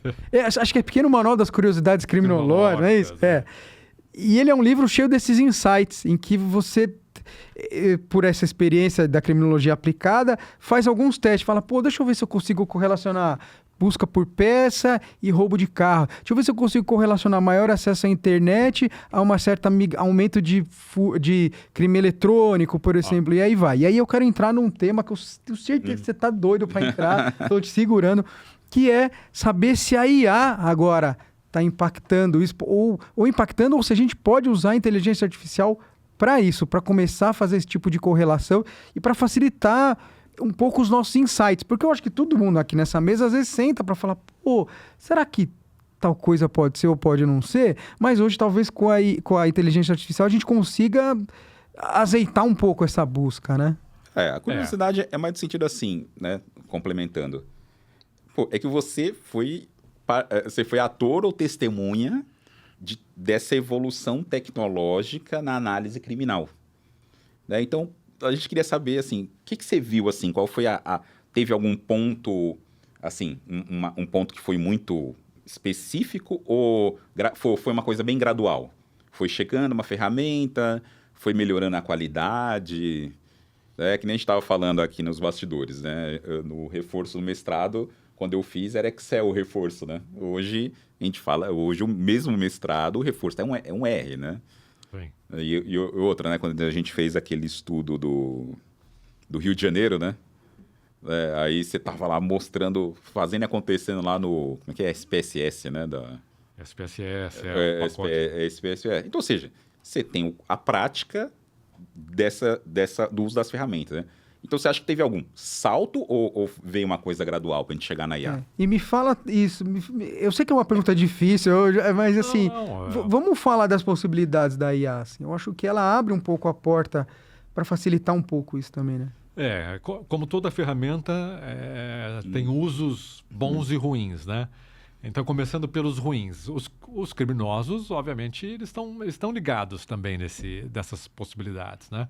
Então, você tem hoje em dia essa possibilidade de você forjar voz e imagem, né, com o IA para você tentar burlar sistemas de segurança, né, baseados em, né, reconhecimento facial de voz, né? Você consegue fazer reproduções muito fidedignas, né, de documentos, né? Assim, num nível, né, muito perfeito, né? Para usar como fraude, eles estão usando. E eu acho que vai ser, né, ainda, mas já é uma pequena revolução para análise criminal, né? Então, eu tenho até uns vídeos sobre isso, né, quem tiver curiosidade. Você joga uma tabela pronta, a imagem de uma tabela no ChatGPT, ele te analisa a tabela, né? Isso que eu estava te falando. Uma tabela cruzando o dia da semana e horário, ele vai lá fazer o texto. Quer dizer, para você fazer esses relatórios gerenciais, né? É só você jogar o gráfico, a tabela, o mapa, a inteligência artificial consegue reconhecer, inclusive imagem, né? Então, é muito interessante. Vocês já devem ter ouvido falar em CPTED, né? Que é prevenção através do design ambiental. Se você usa arquitetura, né? Tem uma área que tem pichação, que tem baixa visibilidade, que tem sujeira, atrai crime. Né? Então, tem toda uma política de segurança que trata de você melhorar o ambiente para diminuir a criminalidade. Isso a gente chama de CPTED. Então, se você joga uma fotografia ou algumas fotografias de uma rua, ele consegue identificar acúmulo de lixo, falta de sinalização, grafite, e te faz um diagnóstico. Eu fiz isso num estudo tem um policial de Brasília que é especializado em CPTED, muito bom, o Coronel Isângelo, né? Ele tem lá um relatório padrão, ele faz esse relatório manualmente, né? Então ele tinha lá uns 30, 40 relatórios preenchidos de forma manual e tinha lá as imagens. Eu peguei essas mesmas imagens, joguei no ChatGPT e uma correlação, né, novamente, altíssima com o diagnóstico manual. Então, você vai conseguir fazer esse tipo de decodificação do ambiente automatizado, né? Automatizado. Você pode passar com um veículo, por exemplo, tipo do Google Street, o 9 olhos, com câmeras, e você, né, joga essas imagens da cidade, né, no sistema, e ela te diz quais são as áreas de deterioração física e social. Né? Aqui tem prostituição, aqui tem mendicância, aqui tem, né, biqueira, sei lá. Né? É fantástico, né? Isso hoje não é ficção científica, né, Túlio? Não é. É possível. Né? Então, a linguagem, a inteligência artificial é muito boa para programar, né? Ela tem, por exemplo, embutido lá, ela consegue programar Python, né? Ou R, essa ferramenta que a gente estava falando, né? Tem uma sintaxe própria, né? Uma ferramenta de análise estatística. Você, né, monta o código inteiro, né? Só usando linguagem natural, né? Você conversando sem linguagem técnica com a inteligência artificial e ela te monta, né, o código. Mas, então, eu acho que vai revolucionar, né, essa área de análise criminal. Eu cada vez tenho usado menos os pacotes estatísticos e jogado os dados. Você joga uma planilha, né, com os dados ali abertos e ele consegue ler essa planilha e já tirar, né, fazer interpretações e ligações com a literatura daquele tema que você está investigando. Ele alucina, né, um pouco às vezes, precisa tomar um cuidado principalmente com citação bibliográfica e coisa e tal. Nossa Senhora. Né? Eu aprendi, eu não sabia, né, eu estava totalmente assim, né, meio ainda aprendendo, né? E aí eu fui fazer uns testes, né? A minha esposa, ela era professora universitária, E ela fala, faz umas questões para mim. Aí eu falava, vou usar a tal da inteligência, né? Aí eu falava, o assunto dela era saúde mental no âmbito da graduação em enfermagem. Aí eu falei, elabore para mim uma questão com 5 alternativas para aluno. Tudo bem. Até aí, deu certo. Falei para ela, isso aqui mesmo? Porque ela conhece o assunto, né? Então, ela, não, confere. Tá bom. Eis que eu fui tentar isso, né? Para quando eu fui um examinador. Falei, deixa eu ver se eu precisava gerar questões, né? Aí, como examinador, inclusive, do nosso concurso da polícia, né? Como sou professor da academia. Eu falei, deixa eu fazer um teste, mas indicando referência. Aí, indicou uma, eu conheci a literatura, tudo bem. Aí eu fui pegar um assunto. Na hora que eu fui ver a indicação dele, nunca esqueço, Milton Santos, Racismo Ambiental, 2016, editora Saraiva. Milton Santos já tinha morrido, nunca falou desse assunto, editora Saraiva já tinha falido. Ele faz coisas convincentes. Convincentes. Né? Assim, ele... Aí a sorte é que, justamente, eu sei quem é Milton Santos, né? Aí eu falo, gente, o nosso heróico, né? O maior geógrafo que a gente já teve, e ele me falando que o Milton Santos escreveu um livro de racismo ambiental. Então eu falei, não, tem uma coisa errada. Aí que eu aprendi na prática que era. Preciso tomar alguns cuidados. Mas sabe, por exemplo, uma área que eles estão usando o IA para fazer chatbots, né? Em vez de você ter o escrivão, né? Tomando depoimentos e, enfim, né? de vítimas, principalmente hoje, né? Que boa parte dos crimes são preenchidos pela própria vítima, né? Virtualmente, pela eletrônica. Então, é muito bacana. Você faz um chatbot, né? Todo mundo já conversou, né? Com o chatbot. É um robô de conversa, né? Você pode usar o WhatsApp ou nos sites. Ele tem lá um roteiro mais ou menos padronizado. Então, se ele sabe se o crime é roubo, ele vai te fazer essas perguntas. E aí ele vai detalhando, né, a conversa. Quer dizer, isso produz boletins de ocorrência muito mais ricos do que os boletins tradicionais, né? Porque você acaba resumindo, né? Não tem paciência, tem a fila, né? Tem de vítimas na espera. Então, tem polícia já, né, e a pergunta tem? Sim. Como é que está no mundo, assim? As polícias estão, você sabe, de alguma experiência, assim, positiva ou uma experiência significativa, assim? Tô te colocando na... É muito fronteira, né? Acho que está todo mundo... aprendendo ainda, testando. Tateando, né? Mas vamos ter né, coleta de informações né? Análise de padrões é outro. Todo mundo fala disso no mundo, né? Todas as instituições públicas hoje olham para isso, né? Sim. No mundo. Qual que é a grande tendência? Você tem alguma tendência no mundo do crime hoje que você olha, se é alguma coisa que te incomoda, você olha, a criminalidade está se movendo para esse lugar, assim. Foi aquilo que você mencionou dos crimes digitais, né? Você tem, desde 2017, uma queda nacional, né, de crimes violentos. Né? Cai roubo a banco, cai roubo de carga, cai homicídio. 17 foi o pico, né? De 18 em diante, então, roubo de veículo... quase tudo em queda. Mas os crimes digitais explodindo, né? Então, basicamente do estelionato.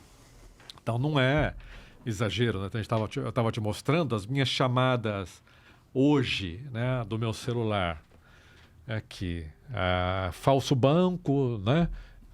Essas 3, aqui é minha namorada, uma suspeita, falso banco, suspeita, falso banco, quer dizer, pelo menos metade das ligações que eu recebo num dia são falso banco. Golpes, né, tentativas de golpe aqui em São Paulo, essa modalidade, né? Então, isso é uma atividade em massa, né? A lucratividade é maior do que a de um furto e a de um roubo comum, e a pena é menor e é muito menos arriscado, né? Não tem contato físico. Pessoal então, com a vítima. não é à toa que isso explodiu e que os crimes de contato, né, estão em queda. Então, é isso que você falou. Hoje, a gente já tinha esses dados há algum tempo. O acesso das pessoas à internet, aos computadores, o tempo que o brasileiro passa nas redes sociais, né? Quer dizer, toda essa vida digital cresceu e para o bem e para o mal, né? O crime claramente migrou, né, do crime violento de rua para o crime digital. E a gente está mal preparado para lidar com isso. Quer dizer, eu acho que alguns meses atrás o Ministério da Fazenda começou a coletar a informação sobre as contas que são usadas, essas contas de laranja, frias, né, nos bancos, para criar alguma forma de controle, né, nacional sobre isso.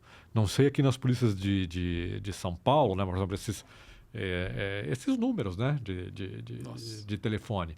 Você tem alguém coletando, né, ou rastreando as contas que são utilizadas para receber, né,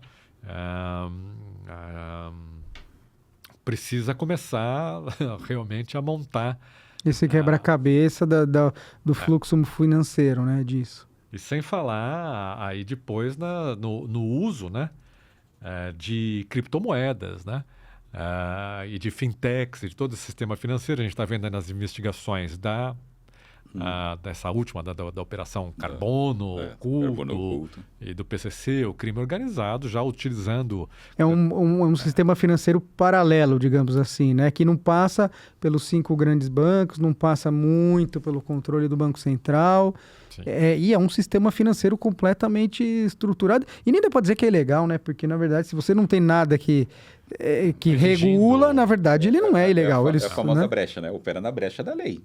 Enquanto não fechar a brecha, né? Não tem o que fazer, não tem como, né? Mas, assim, essa parte que você falou das criptomoedas, né? No caso da Polícia Civil do Estado de São Paulo, a gente está com um curso específico sobre isso na academia, para os policiais. Olha só. A gente está com um curso específico de investigação de criptoativos, porque é a demanda, né? Sim. Que interessante. Que é interessante, né? A gente, a academia da Polícia Civil de São Paulo, ela tem esses insights sobre esses crimes que estão chamando mais atenção, né? Tinha uma época que praticamente era obrigatório todo mundo fazer um curso de investigação de roubos de condomínio, né? Porque você pega ali 2007, Moema era um prédio por dia que era assaltado. Teve uma onda. Teve, assim, terrível, assim, uma onda, né? Aí a academia fez o curso específico, né? E hoje o curso que a gente tem realmente na atividade de fim é esse de criptoativo. Eu lembro que logo que surgiu o celular também tinha um curso de interceptação telefônica lá, que na verdade era um curso para você lidar melhor com o smartphone, com coleta de prova, enfim, com coisa de smartphone. Acho que foi 2012. O WhatsApp surge em 2015, eu acho, em 2014, não é isso? Alguma coisa... Eu lembro que eu comecei a usar em 14 ou 15. E eu lembro que um pouquinho antes eu tinha feito com o nosso amigo lá em comum, que eles chamavam de curso de interceptação telefônica. Tem que se atualizar, né? Porque a criminalidade, né, organizada conhece, né? E a coisa é muito difícil, né? De você rastrear. É um paradoxo, né? Vocês já viram lá o site do blockchain? Não. Não. Por curiosidade, abre. Tá lá, online, né? Em tempo real, você vê as transações acontecendo, você sabe quanto foi transacionado, de que conta para que conta, qual a taxa que foi cobrada. Agora, é semi-público, né? Porque está lá registrado, é para sempre, todo mundo vê, mas você não sabe os pontos de origem e destino. Né? Tá. E aí você tem uma série de recursos. Então, por exemplo, você tem os mixers, que são sistemas que embaralham, né, contas. Então, fica mais difícil você rastrear, porque ela passa por uma série de outras contas antes de chegar à conta final, né? Você tem a estratégia do fracionamento, porque às vezes você tem a obrigação de reportar a atividade suspeita acima de um certo valor. Então, você Eles- consegue Faz aí o Fazer smurfing diversos. aí pra... Faz 30 operações abaixo daquele teto e não entra no radar. passa. Você tem a mudança entre criptoativos, né? Hoje em dia não é só Bitcoin, o Bitcoin está deixando de ser utilizado porque você viu que está despencando o valor do Bitcoin. Sim. Então os criminosos usam stablecoin, né? Hum. Que é lastreado tem paridade com o dólar, né? Então ele não perde o valor da criptomoeda, né? É muito mais utilizado hoje em dia. Mas você pode, então, começar uma transação. Você pede, né? Nesses esquemas, por exemplo, muito comuns desses golpes de namoro falso, que a gente chama de pig scamming, né? Você vai descascando o porco, né? E a pessoa fica mandando dinheiro, tal. Você começa pedindo lá em Bitcoin, daí você passa para Monero, aí você passa para uma stablecoin, aí você passa para a Ethereum, né? Isso. Eu estava tentando lembrar o nome dessa Ethereum.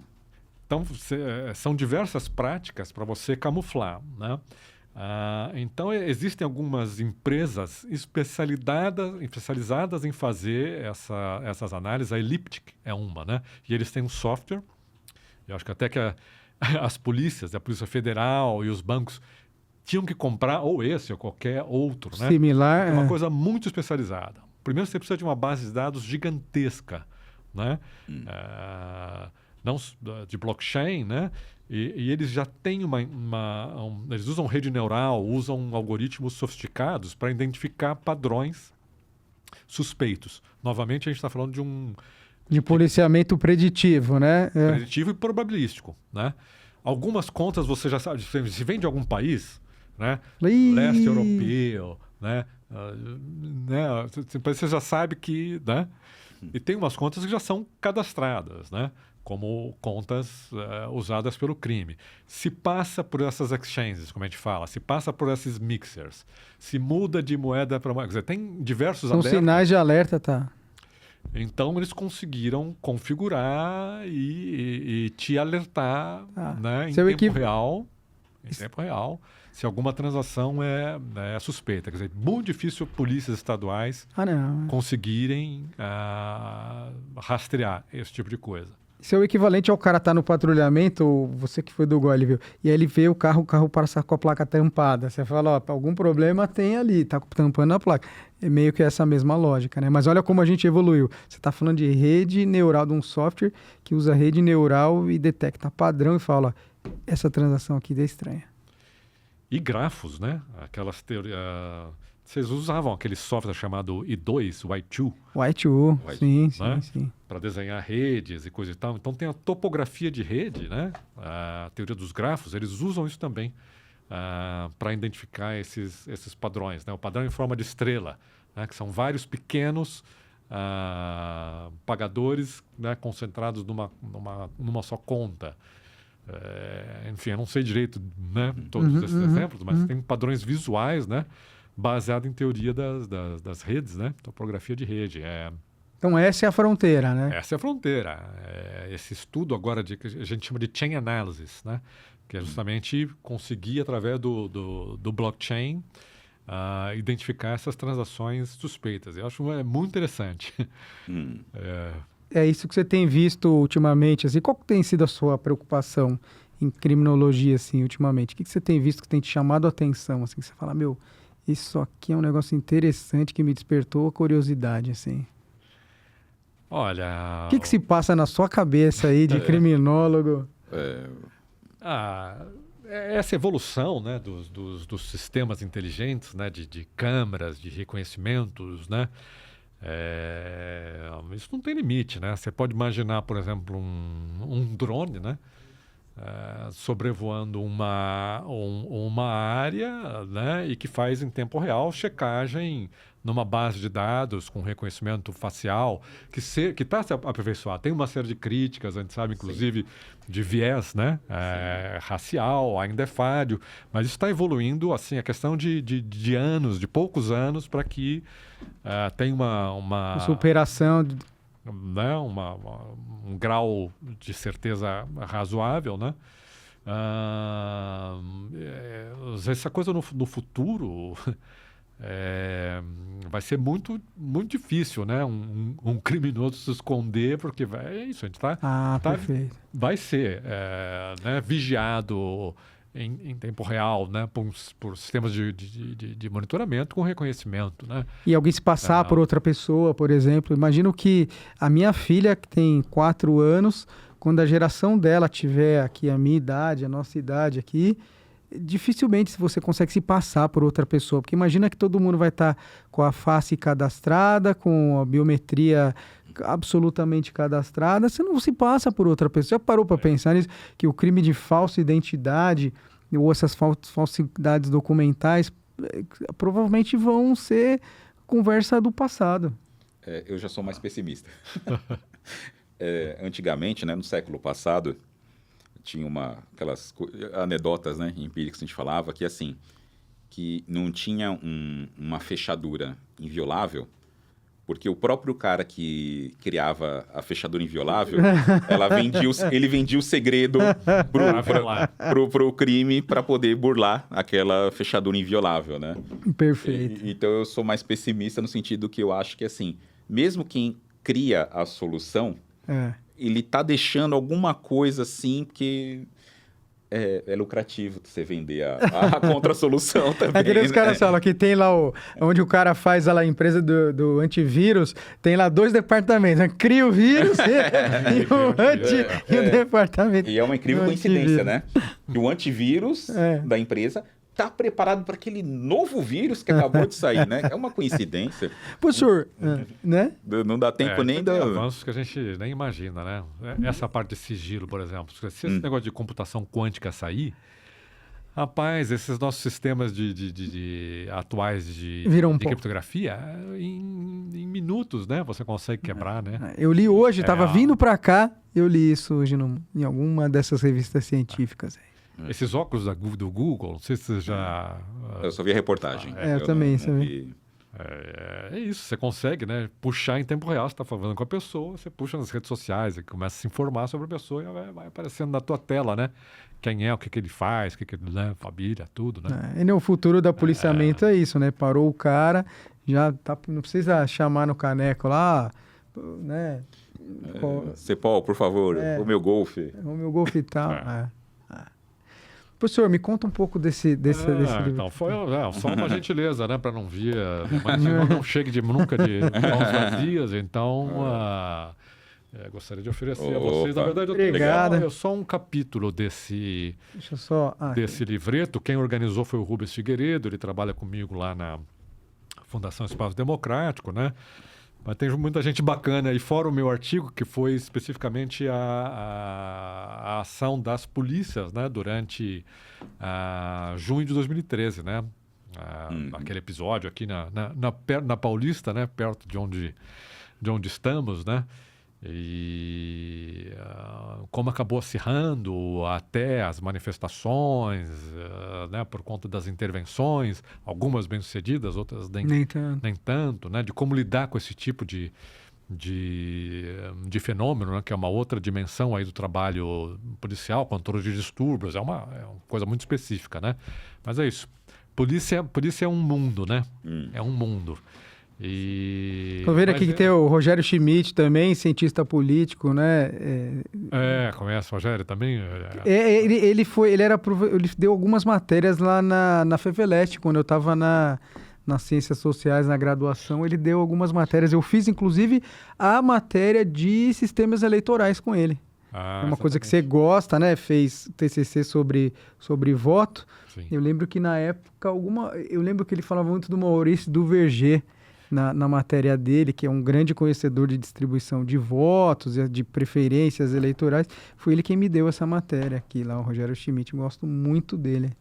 Tem uma turminha boa aí, né? Eu, basicamente, eu não trabalho mais com editoras, né? Principalmente agora com essa possibilidade de publicar online via Amazon, né? Todos os meus livros estão lá em formato digital, tem lá o desse ano, né? Eu reúno os artigos que eu escrevi no ano, basicamente faço lá uma coletânea.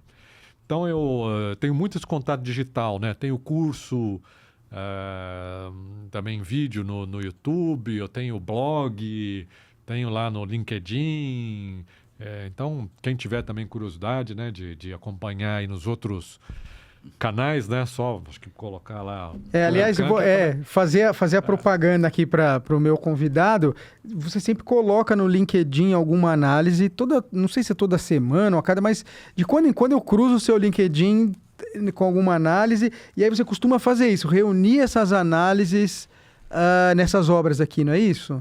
Isso. Coletâneas, né, de cada ano, né?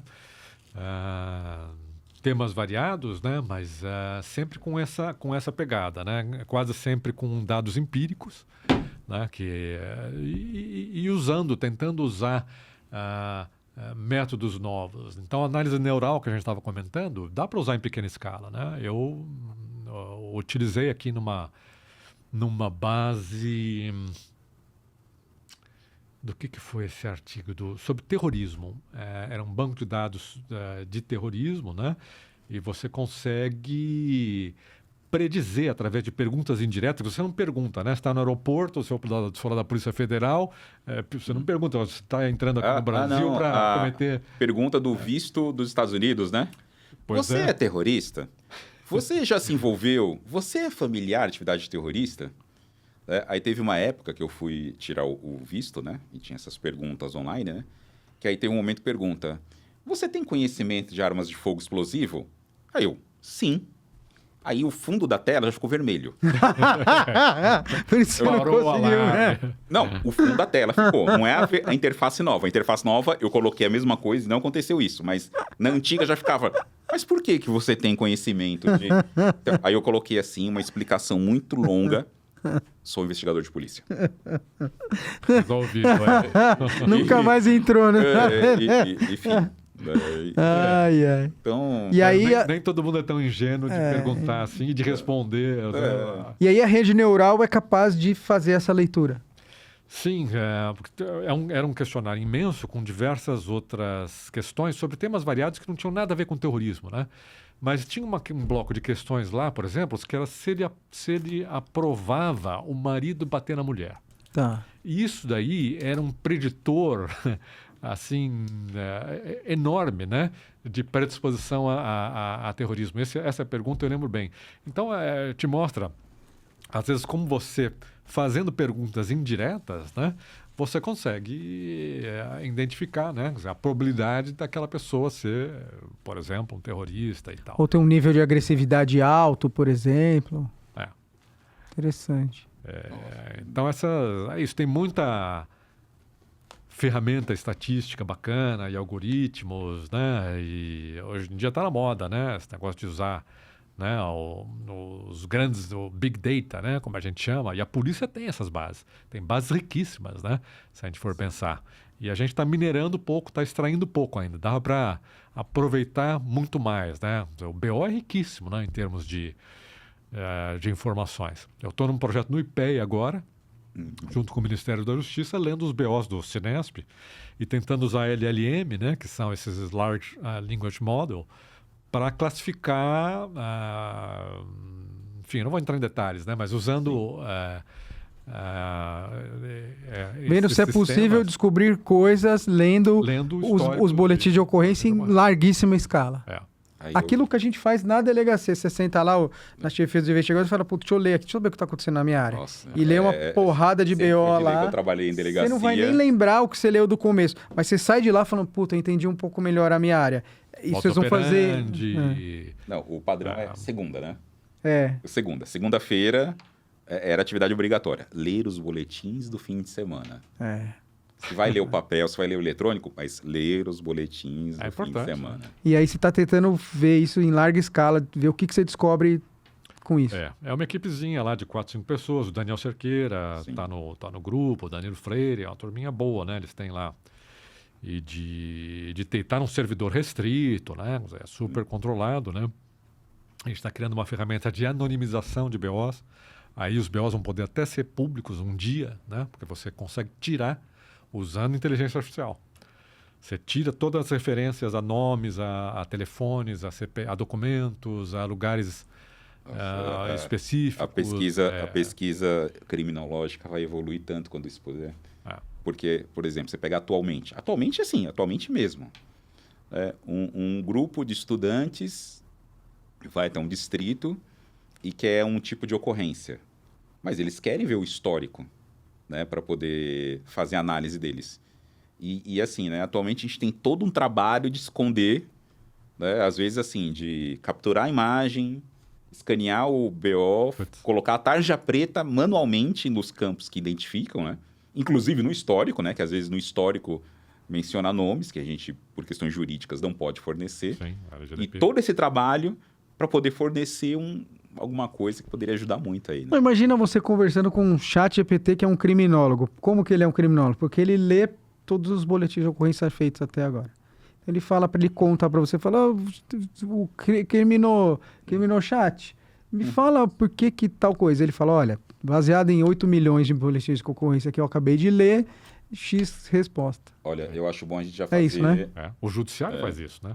O CNJ está fazendo isso usando RAGs, né, como a gente chama, que são LLMs, mas aumentadas, aperfeiçoadas com a sua própria base.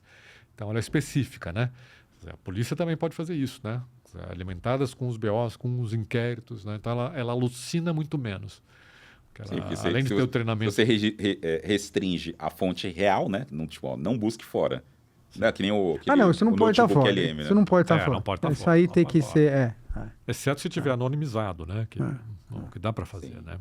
E, aliás, qual foi o nome que você falou? Criminal chat? Algo desse tipo. Eu preciso... Não. É só pra gente registrar, pra você ter o direito autoral depois, se criarem, entendeu? Então, que bom que tá gravado isso. É verdade. Faz aí a sua última pergunta, Lívio. Vamos lá.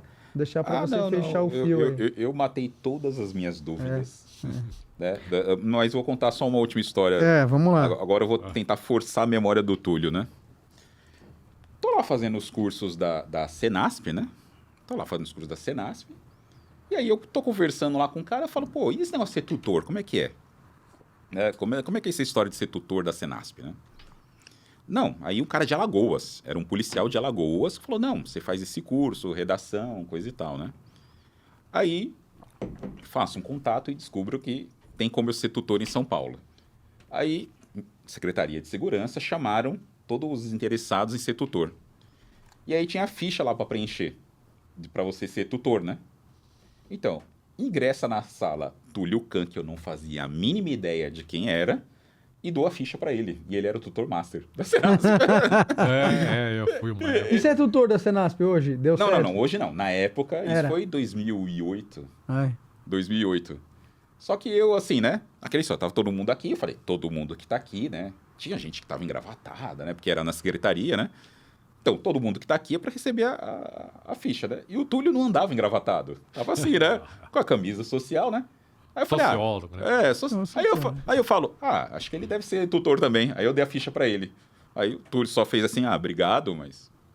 Tipo, o cara tá me... Eu que sou tutor master e o cara tá me dando uma ficha pra ser tutor, né? Você vê a minha falta de noção na época, né? Eu nem sabia nem que era você e nem que você era o tutor master de São Paulo. Você ainda tá na tutoria lá? Não. Em geral, é alguém que está na secretaria que assume oficialmente, né? Tá. Tinha as bolsas, mas Você é tutor lá ou também? Não, também não mais, desde 2017, assim. É porque agora os cursos são quase todos autotutoriais, né? Não sabia. Continua tendo bastante curso pela Senasp, né? Eu fiz. Tem análise criminal. Então, eu ia falar isso, que eu fiz, quando eu fui para análise lá no setor de inteligência, na divisão de inteligência, eu fiz. Eu acho que o CRISP que montou até muito o legal. Era muito legal. Tem olha, eu vou te falar, tem pouquíssimo curso de análise criminal, assim, você deve conhecer muito mais, que claro, mas eu fiz uma busca até porque eu queria que o pessoal, os policiais lá do setor de análise criminal, lá da divisão de inteligência, fizessem e tudo. Foi difícil achar, assim, coisa aberta, fácil. Em português, então, quase zero. Mas aí o da Senasp, a gente fez, todo mundo fez e foi muito bacana esse curso aí. Analise criminal. É isso aí. Ó, Túlio, eu queria te agradecer. Infelizmente acabou. A gente, já falei, eu e o Lívio. Pano pra manga. Não, eu e o Lívio, se deixar, eles me matam. Porque, né, às vezes, quando a gente não presta atenção no clock, a gente faz episódio que não consegue nem subir lá no negócio. Mas te agradecer de verdade. De novo, sou um admirador do seu trabalho. É mútuo. Acho que, de verdade, assim, esse viés de pegar coisas da realidade e ter o olhar criminológico aplicado, eu acho que é a grande sacada do trabalho que todo mundo queria fazer. Eu sou um grande fã dessa metodologia e digo que acho que isso traz muito impacto na realidade, que eu acho que é o que a gente faz aqui. Então, queria te falar aqui publicamente como eu admiro o seu trabalho e agradecer você estar aqui. Para nós foi muito legal. E falar também que o Lívio de hoje não é aquele Lívio antigamente que xingava você por ficar cobrando estatística, entendeu? O Lívio de hoje é um cara que admira e percebe o quanto você estava na vanguarda disso, né? Na vanguarda desse estudo, né? Então, o Lívio de hoje agradece muito, né? Te parabeniza por toda a trajetória e o Lívio de hoje também está lá no LinkedIn também. Normalmente eu sou a primeira curtida. Se eu não sou a primeira curtida da publicação do Túlio, Tá eu tô top 5 com certeza. Puta, eu entro pouco no LinkedIn, pra falar a verdade. Mas eu sempre vejo vocês, porque eu entro tão pouca gente, tenho tão pouca gente no LinkedIn que acaba aparecendo. Mas tá ótimo. Tenho investido. Você trabalha bem no LinkedIn, né? Meu foco é o LinkedIn. Não, você faz bem. Porque, assim, ainda é uma rede que você consegue, mesmo na discordância, ter um debate mais ou menos, porque as pessoas sabem que estão sendo vistas pelos próprios órgãos, empresas, né? Sim. Mas ainda assim tem uns lá que acham que estão no Facebook, no Twitter, lá sem noção. Então, assim, eu acompanho todas as publicações do Túlio, apesar que eu não gosto muito daquele sistema do LinkedIn de passar página. Nossa, é meio ruinzinho aquele negócio, mas é culpa do LinkedIn, não é sua. Mas dá para baixar em PDF. Eu ia falar isso, O negócio mas aquela janelinha eles podiam, tipo, ou dar um pop-up, alguma coisa assim, né? Para poder a leitura. Aí não precisaria nem baixar, na verdade, se eles fizessem uma coisa de expandir, né? Porque fica aquele coisa reduzida, principalmente quando é pelo celular, né? Aliás, eu recomendo para quem está assistindo a gente e quer entender um pouco mais de análise criminal, ou do que, em geral, eles chamam de criminologia aplicada, enfim... ficar atento ao perfil do Túlio Kahn, do Lívio, porque eles sempre são pessoas que publicam muito, vocês publicam demais, assim. E eu acho que quem está entrando nesse mundo e quem gosta de ir atrás de coisa vai aproveitar muito esse método de vocês. Bom, queria agradecer aí o Lívio mais uma vez, meu parceiro aqui, o nosso convidado hoje, e falar para o pessoal entrar, assistir os outros episódios agora eu estou subindo aí algumas aulas sobre os pensadores da criminologia, pensadores clássicos aí, são pensadores que ajudam a entender um pouco também essas teorias que os nossos convidados trazem para cá. Então, aproveitem lá, está no nosso canal, é uma linha em separada que chama Pensadores aí, são aulas bem curtas, 15, 20 minutos em geral, tenho certeza que quem está estudando aí vai aproveitar muito, tá bom? Se inscreve lá, dá essa moral pra gente, comenta aqui, nem que seja pra brigar. Pô, você sabe que deu um monte, quando a gente falou de arma do Bruno, deu um monte de briga. Monte não, mas deu umas brigas lá nos comentários. O algoritmo adora isso, né? Acho ótimo, O algoritmo adora, né? Acho ótimo. Eu falo que o algoritmo segue a política da Madonna. Falem mal, falem bem, mas falem de mim. Legal, mas é isso aí. Gente, comenta lá, pode ir lá brigar lá na internet. Lá, Sugiram mais convidados e convidadas. Sugiram críticas e sugestões bem-vindas aí. Valeu, grande abraço.